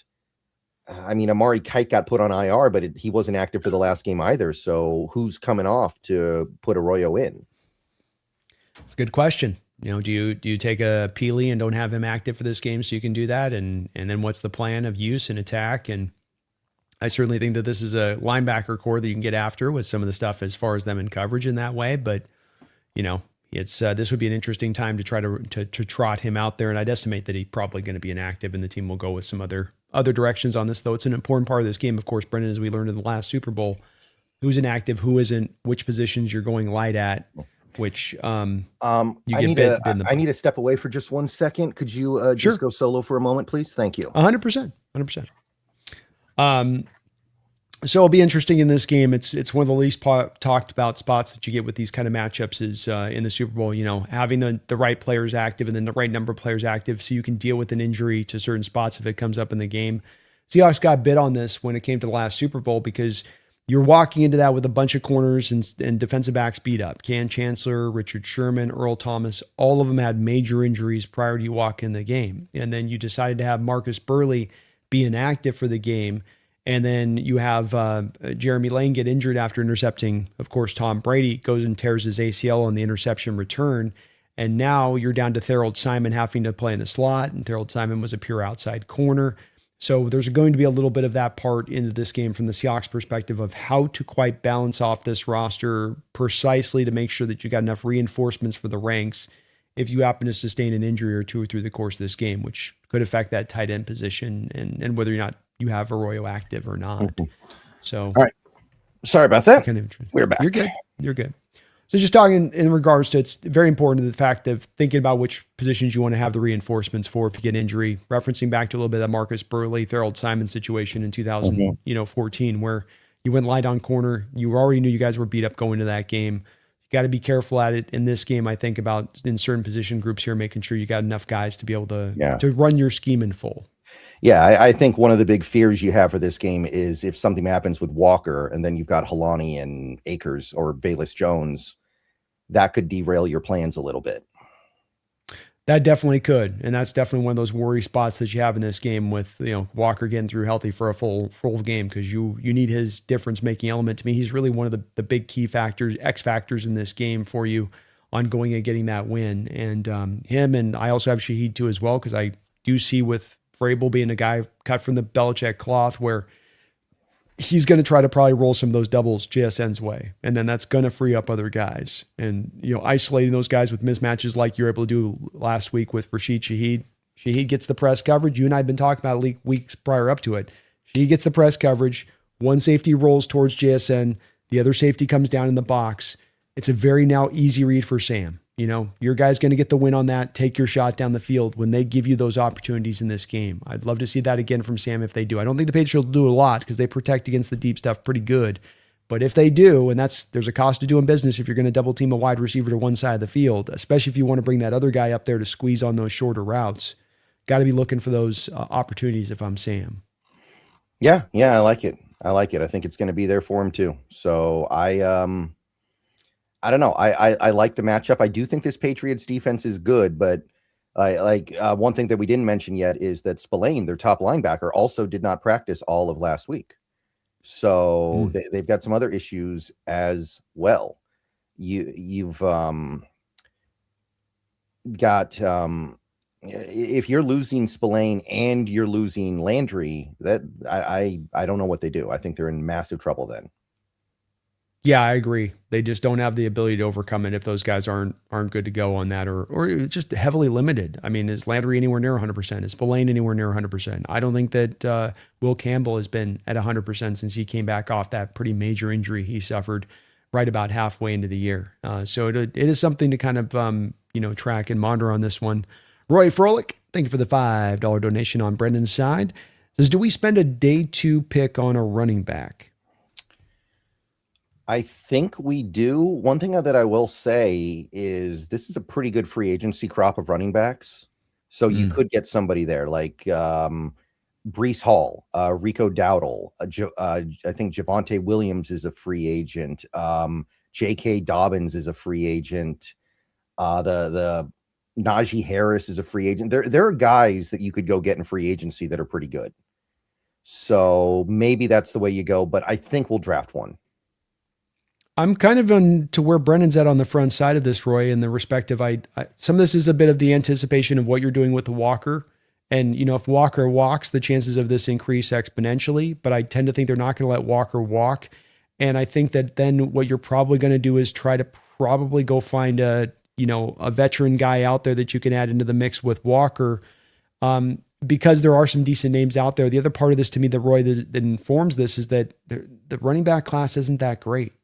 I've got 2 guys with second round grades or higher in this class. And then I've got a couple of third round guys in there, but they're not like, they're fine. They're kind of run of the mill third round kind of running backs. They're not, true difference makers in that way.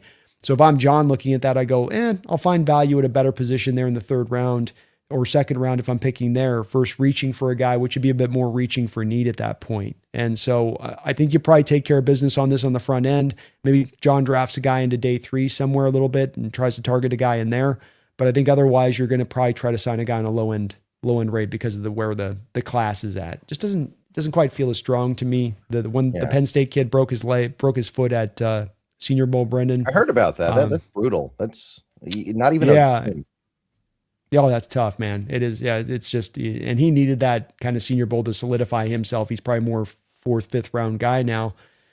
It's light. It's light. The Washington kid from Arkansas has got those. He's another one of those Arkansas running backs with super long legs that just, the changing of direction when your legs are all that, it's kind of hard sometimes. And there's some good guys, but nobody that really elicits a lot of excitement or anything close to what you get with Walker or Charbonnet at the position right now. Yeah, I like the Jadarian Price guy from Notre Dame, the power back to Loves. He would be fun in the third, but there's so many guys in free agency. I don't think it's going to cost that much either because it's kind of a buyer's market, right? If there are more guys available, there may be less money spent. And I do have a Jadarian Price third round grade as well. And yeah, I think you're touching on what I think is the important part of this is that you want the value to be correct. Is the value better spent on a low cost item that you get in free agency who will give you almost equivalent talent to the guy that you're probably going to draft in the third round, albeit that guy will be younger and cheaper a little bit? If the answer is yes, then go for the guy in the open market because you've got the money to spend. You're not in a position right now where cash is the problem. It's more of, allocating the resources right. And I think in the third round, there could be an interesting, or second round even, there could be a much more interesting guy. There could be a real high floor cornerback in the second round who could be an instantaneous starter out there with the other 2 guys you got in the mix, who could give you an improvement over a guy like Job. I think that's going to be a little bit more of a draw from a Seahawks perspective than taking a back in this draft at this time with where the situation's at. Right. And there's always like one good running back that slips through and you get him for like $2 million. Mm-hmm. Exactly. There's always one of those guys out there. And if you bring back Walker, especially, and you between a Charbonnet and a McIntosh, you go, well, one of those guys will come back at least to give us something a little bit in there. And you've still got a Holani that you can bring in one other guy. I think you can do it through the collective at that point and you'll be just fine. Especially with a guy like Charbonnet. Yeah, it's going to take a lot of the year, but he's probably going to be back a little bit past halfway into the year, I bet. I wouldn't guess it's going to be a full year. He's completely robbed of being able to play at all. Yeah, and hopefully he comes back and is still able to do all the things that he did before. Amen. You never know for sure on that side of it. Anthony Sandoval, thank you for the $2 donation, Anthony. Can you see this team win back-to-back even if we lose people?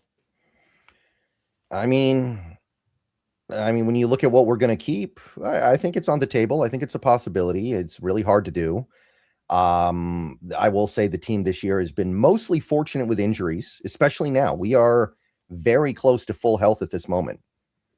And like you think about the 2014 team. The 2014 team absolutely should have repeated, but they were completely decimated by injuries in the Super Bowl. And then during the Super Bowl, things got way worse, right?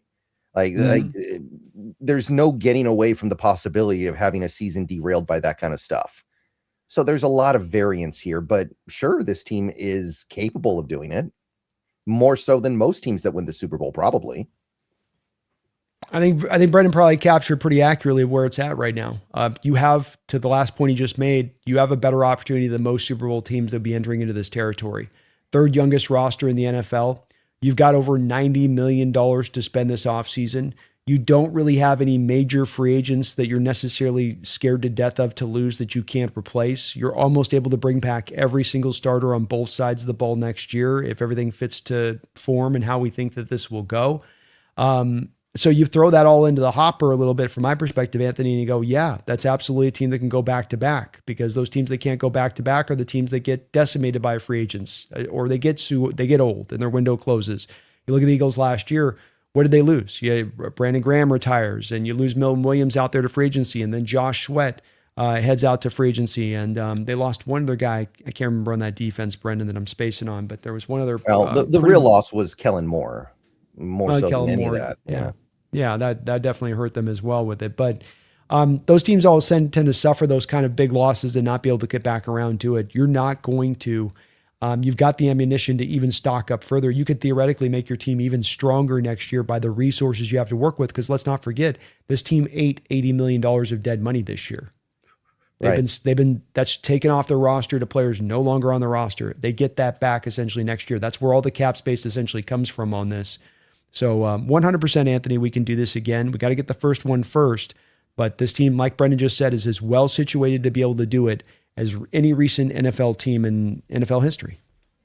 Right. And I think the main fear is just the edge rushers. I'm really concerned about the edge rushers next year. That's the one area where it's like, I don't know if we can find replacements. And there are other things too. If we lose Woolen, that is a loss. And as frustrating as Woolen can be from time to time, he has had a phenomenal year in coverage. You're not going to get a guy anywhere else that is that good in coverage. Maybe you can replace him in the aggregate, as they say, but you're not going to get somebody that good.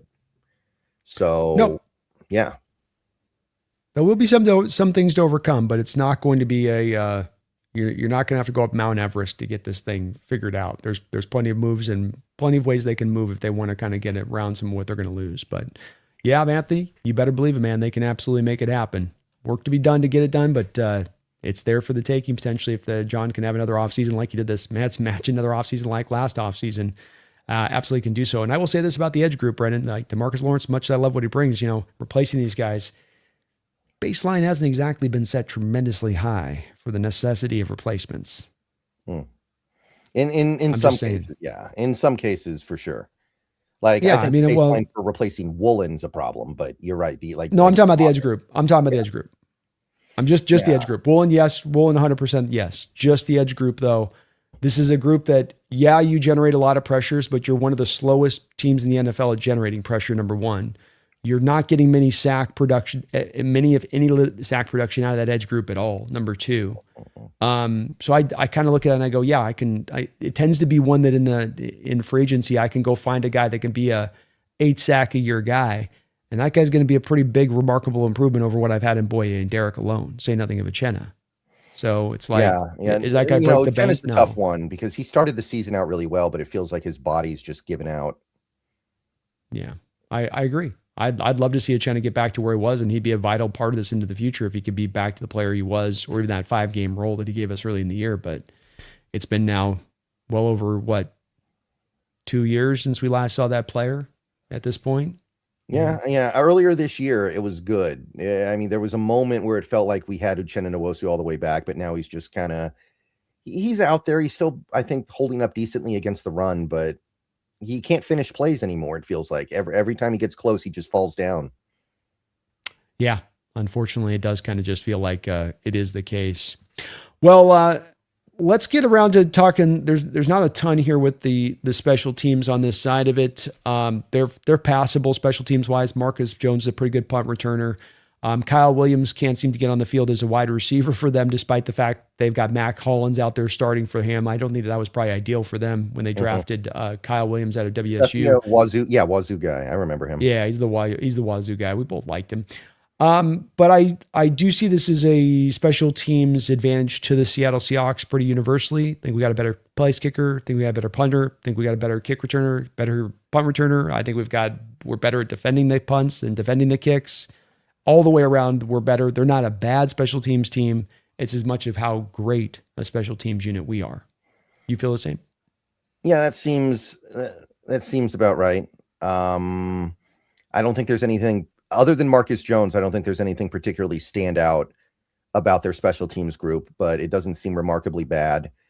Kind of an anonymous special teams group that doesn't lose the game, but doesn't necessarily win it either. I mean, I go back to that Denver AFC Championship game. Their punter tried to blow the game. Behringer, he had that one punt that went like 13 yards and almost handed Denver points, but Denver, being Denver, could not take advantage. No, they couldn't. And I know they couldn't. And their kicker right now, 84% on the year, 8 of 9 on 30 of 39 kicks, 7-11 on 40 of 49, and 4 for 4 of 50-yard kicks. So it's been a little bit of the shorter one, the 40 to 49s. They can give him some issues out there, but still, I think Myers a little bit bigger leg, a little bit more consistent this year in what he's brought. So we come down to the bottom line on this, Brendan, where it does feel like as we discuss this game, you and I are in a lot of agreement in that we see very few pathways for the Patriots to win. You feel like, from what I'm hearing from you, not to put words in your mouth, that you do feel like, as I do, that we are better in all three phases of what we do, offensively, defensively, and special teams. So we get down to the bottom line on this, and that is that where do we land on the score and how we see this game playing out? I think it'll be close at first. I think the teams will feel each other out a little bit. I'm gonna go with like 30-20. I think that eventually, as the game goes on, the talent discrepancy goes in favor of Seattle, and as the game goes on, eventually that's just going to add up to a decent win. We've been doing this show now for 5 years. I've never really predicted a blowout because I feel like blowouts just don't happen in the NFL enough. So I'm not going to do it here. I do think there's a pathway to winning in a blowout, but I think that Patriots team is not going to make the kind of mistakes necessary for it to be just a complete wipeout. But I feel like this team is just better, and I feel like that we're going to see it on Sunday. That's really the best way I can put it. Yeah, I think it sounds like mentality-wise, you're kind of in the same place I am, where there's very much a draw inside you to predict a blowout, and you're like maybe me, and not, you're fighting a little bit against that urge. Like, better. That Vrabel will have this team ready to play. They're not going to make mistakes and shoot themselves in the foot with unforced errors. But at the same point in time, as we break this down in every direction, it's very hard, isn't it, analytically wise, to look at this matchup and not be driven that way. I don't even think it's biased. I don't think it's home or eyes. I think this is the way that this game does look on paper, and why so many people are universally putting Seattle as the team that is going to go win that Super Bowl. People were mentioning the first Patriots team, like, oh, this is the first Patriot team, that went and took on the Rams, and it's because we're trying to look at comparisons. And that Rams team that had, of course, won a Super Bowl the prior year, then came back, so they were the heavy favorites. But then you even look at that Patriot defense, Brendan, that brought out there, right? Teddy Bruschi, Richard Seymour, Ty Law, Lawyer Malloy. I mean, they had some guys on that roster. Willie McGinnis. I mean, those weren't just. I look at this defense, and I go, who are the equivalent on this defense of those guys? Those almost Hall of Famers or sub Hall of Fame type players. And I don't see it. And it makes it hard not to be leaning in that direction you just talked about, which I'm not going to predict a blowout either. I'm 27-20, 27-17. Your 10-point win feels about right. But boy, there is a draw in me to get super overconfident here. And I've been having to tap my brakes all week long, Brennan. All week for the last 2 weeks. Just, okay, hold them. Yeah. Careful here, careful here. Don't get too confident. But it's hard, man. Yeah, I have friends who are neutral fans. My best friend is a Bears fan, right? My other best friend is a Dolphins fan. They both look at this matchup and they're like, the Patriots got no chance. Like this is from a neutral observers. They don't take that Patriots team all that seriously. I think that there is a tremendous belief that Denver should have won the AFC Championship game. I think there's a belief that a healthy Houston team probably finds a way to beat New England. And not that the Chargers were ever healthy this year, so it doesn't really matter, but a healthy Chargers team probably beats them. And they look at how bad New England has looked offensively in the playoffs against good defenses. May in particular has been a train wreck with the turnovers. And what I can say is that these neutral fans, these fans of teams that are far removed from the Seahawks and Patriots, they look at this matchup as being very one-sided. So I think that when you got to go to something like that and you look at that and you go, there's probably some truth to it. It's not just coming from me or you. It's coming from people that have very little at stake here. It really is. It's tough to do that. I even saw something yesterday, Brennan. It's like every bit of information you're getting, like, oh, well, Drake Maye's shoulder doesn't practice for the week, or Landry doesn't practice the week. Here's the latest one I got yesterday. The Bills come in and you mentioned the Bills game where they gave it to him 35 points in week 15, come in on the Patriots, hang 35, win the game. The Bills bring out in that game, Brendan, a heavy amount of one certain coverage type. Did you hear this about this yesterday? Coverage six. So coverage six. Yeah. Coverage six is quarters to one side, cover two to the other side of the field. So it's a split field kind of coverage. They brought out a heavy amount of that to the Bills that week. Completely gave Drake Maye fits. So every opponent after that kept trying to do the cover six there through the rest of the season, even opponents in the playoffs. The problem is you'd have teams like the Ravens that don't run a lot of cover six. So they're trying to essentially do something that's outside of what is their identity. Guess who runs some of the highest proclivity of cover six in the entire National Football League? Yeah, that's exciting to hear. So the key is we got to get pressure with four. As long as we do that, I think we're good. So 100%. Whatever guys like Uchenna Nwosu have left in the tank, now's the time. And I know Nwosu has been mostly ineffective as a pass rusher for the last couple months, but anything he has left, now's the time. DeMarcus Lawrence is about to turn 34, but whatever you have left, it is time to deploy it. I'm not worried about Big Cat or Murphy. Those guys do their thing. Those guys get pressure like few other interior linemen. But we got to find a way to get pressure with four. As long as we do that, I think we're okay. 100% agree with you, man. And you're going to be able to run them fresh, and you're going to be able to, unlike New England, who's dealing with guys where they got will linebackers they got to bring out there and eat up edge reps. You're going to be able to bring out your starters, your backups, keep guys fresh through the course of this game and rotate them through, which just means all the much more you go like a bat out of hell on every single snap, which you ain't going to have to tell these guys. They're going to know what time it is, but you're going to be able to do it as well because you've got that depth you can call upon throughout the whole game to keep them fresh and keep them hunting strong in that manner. So We've got to win for both me and Brendan on this one. Brendan's 10 points. I'm 7 points, but I could be talked into 10 points. Peter Go Hawks finishes off with a $2 donation. Thank you for that, Peter. It says, bold prediction. Levi and SoFi will be ours in 2027. Like the sound of that? The sound of that. That'd be pretty nice. It's Rams next year, right? Super Bowl next year. It is SoFi next year. That is one thing about this game, though, that I will say. I do not like Levi Stadium. I don't like that field. I hope that doesn't end up becoming some sort of equalizer. I do not like playing on that turf at all. Yeah, it's not, and I don't like the stadium in general anyways. It's kind of a lame stadium. There's no juice to it. It's just sort of like a facility that sits out in the middle of nowhere out there. But hopefully we could be a bit prepared to play on that. We'll know the surface, the right cleats in this, because we play on it a bunch. So maybe that'll be a little bit of a built-in advantage.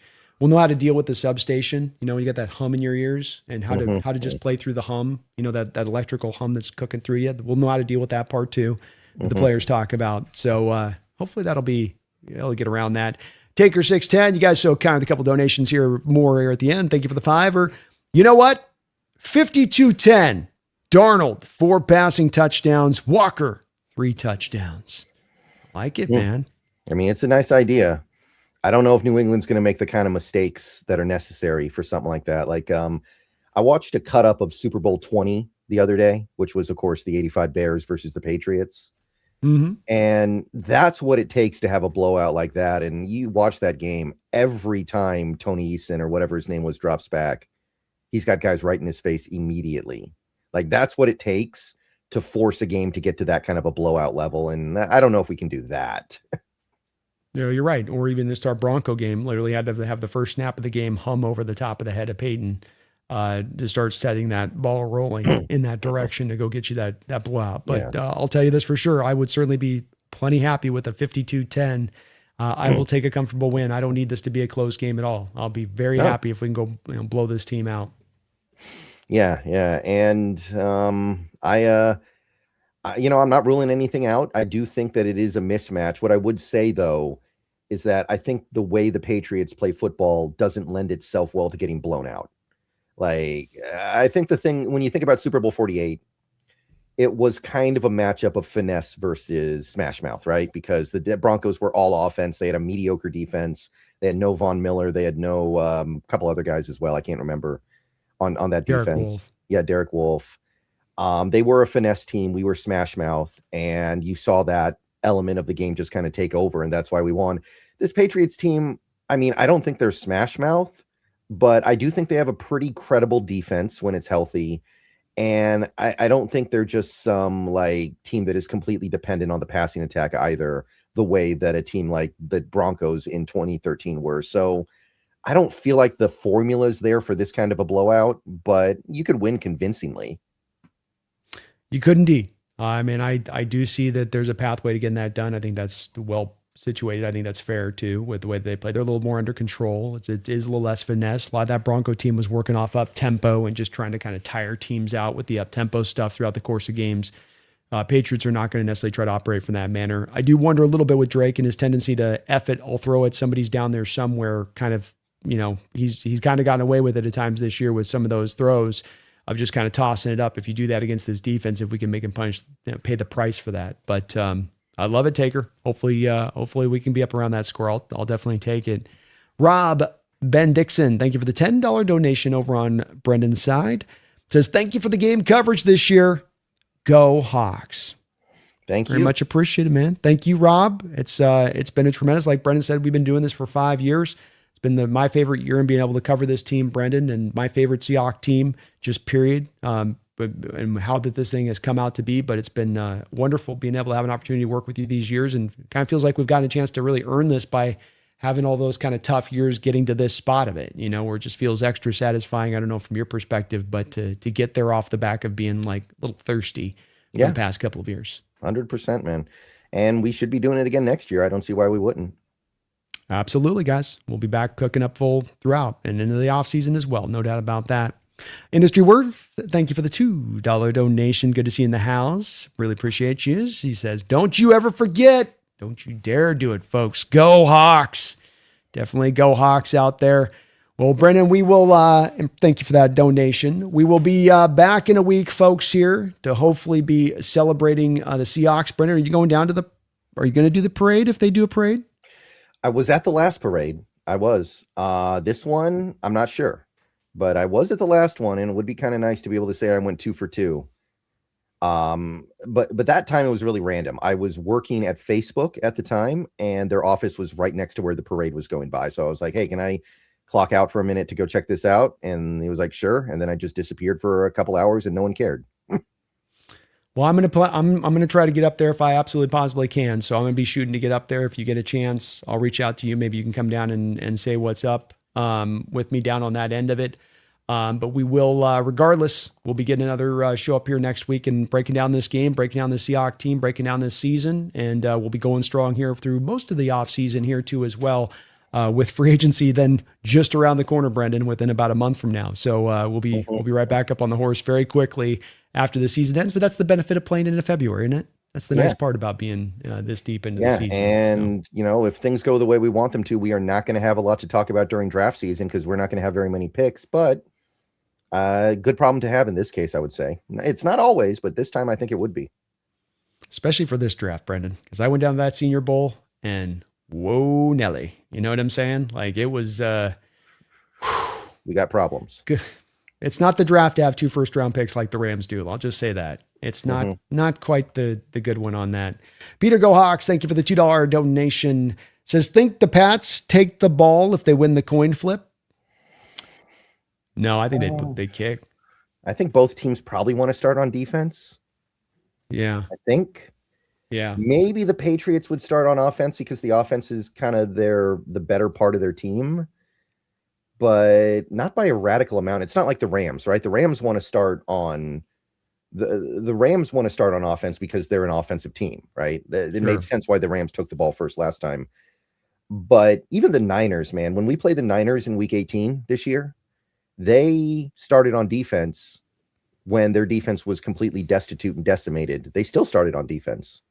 Yeah. I think generally speaking, you want to get the 2 for none at the end of the half, but maybe New England would start with the ball. Maybe. You touch on it. I think just most coaches default to I can get a 2-for-1. I can steal a possession potentially at the end of half by getting the ball back at halftime. I can end up having a game where I get one more extra possession than that opposition did. And that's a huge advantage to win in football games. And so I'd be the same way if I was a coach. I think the only thing that could maybe factor in is if there was some wind. So you're choosing the wind rather than who gets the ball first. But I don't think that the wind's going to be as big a problem based on what we're hearing weather-wise there in San Francisco. So probably the Pats choose to kick off, and Seahawks would do the same if they win the coin. Yeah, Seattle would Really definitely kick. Definitely, 100%. Yeah, 100%. Slam dunk. They've done a really good job this year at Seattle on stealing those possessions at the end of half, haven't they? With Sam and company. They'll go and get that like 3 points and then come back and get a 7-point after halftime and really give you a little bit of those swings sometimes in that are just so nice, especially in these tight games. Well, folks, if you could do me this favor, please hit the like button, whether you're on Hawks Nest or Seahawks Brendan Nelson, hit the like button, sub up on either end over that. Please, if you're on one to the other on that side of it, as well as please do use that code this week, NEST or SBN for Brendan, either of those two codes on Sleeper app, and you'll get that match up to 100% of your first deposit up to $100, helping us out, showing some love to the channel at the same time, and call that a win-win-win-win. Brendan, it's always been a great pleasure doing this with you. It's been most especially fun this year being able to cover this team and being able to cover everything that's going on, and a team that's great, man, and on the edge of being maybe the greatest team in Seattle Seahawks history, maybe potentially even an all-time team when we look at this thing historically speaking, but that's, of course, something for us to kind of turn over into the offseason. Right. And we are getting a little bit of breaking news here. Well, okay, it's like an hour old, but I don't think we talked about this specifically. Jay Glazier has reported that Crosby will be traded this offseason. Like, he's pretty darn positive about it. So to anybody dreaming about Max Crosby, let it be known that he's probably going to get dealt. So at the very least, we got that going on. He's in play, and not a surprise with the Raiders shutting him down at the end of the season. You can kind of see that this was where this was going to go as they realized their mistake probably at the deadline. Now it's just a question about what they can get, and is there going to be a bidding war? But we'll have to see about that in a couple of weeks before free agency. I'm sure we'll get a little bit of resolution on that one. Really appreciate all of you folks watching today. I think at one point or other we almost got up over 500 folks in the chat here today. So thank you guys for checking out both of our channels and riding with us throughout the course of this year.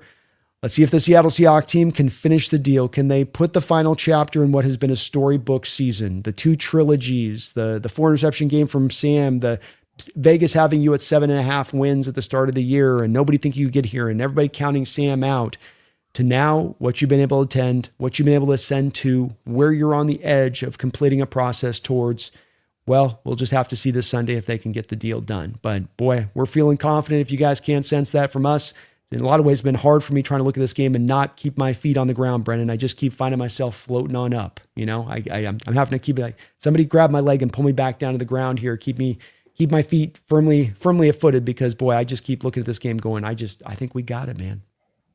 Yeah, it feels like it's in our control, right? It's up to us. If we play our game, we're fine.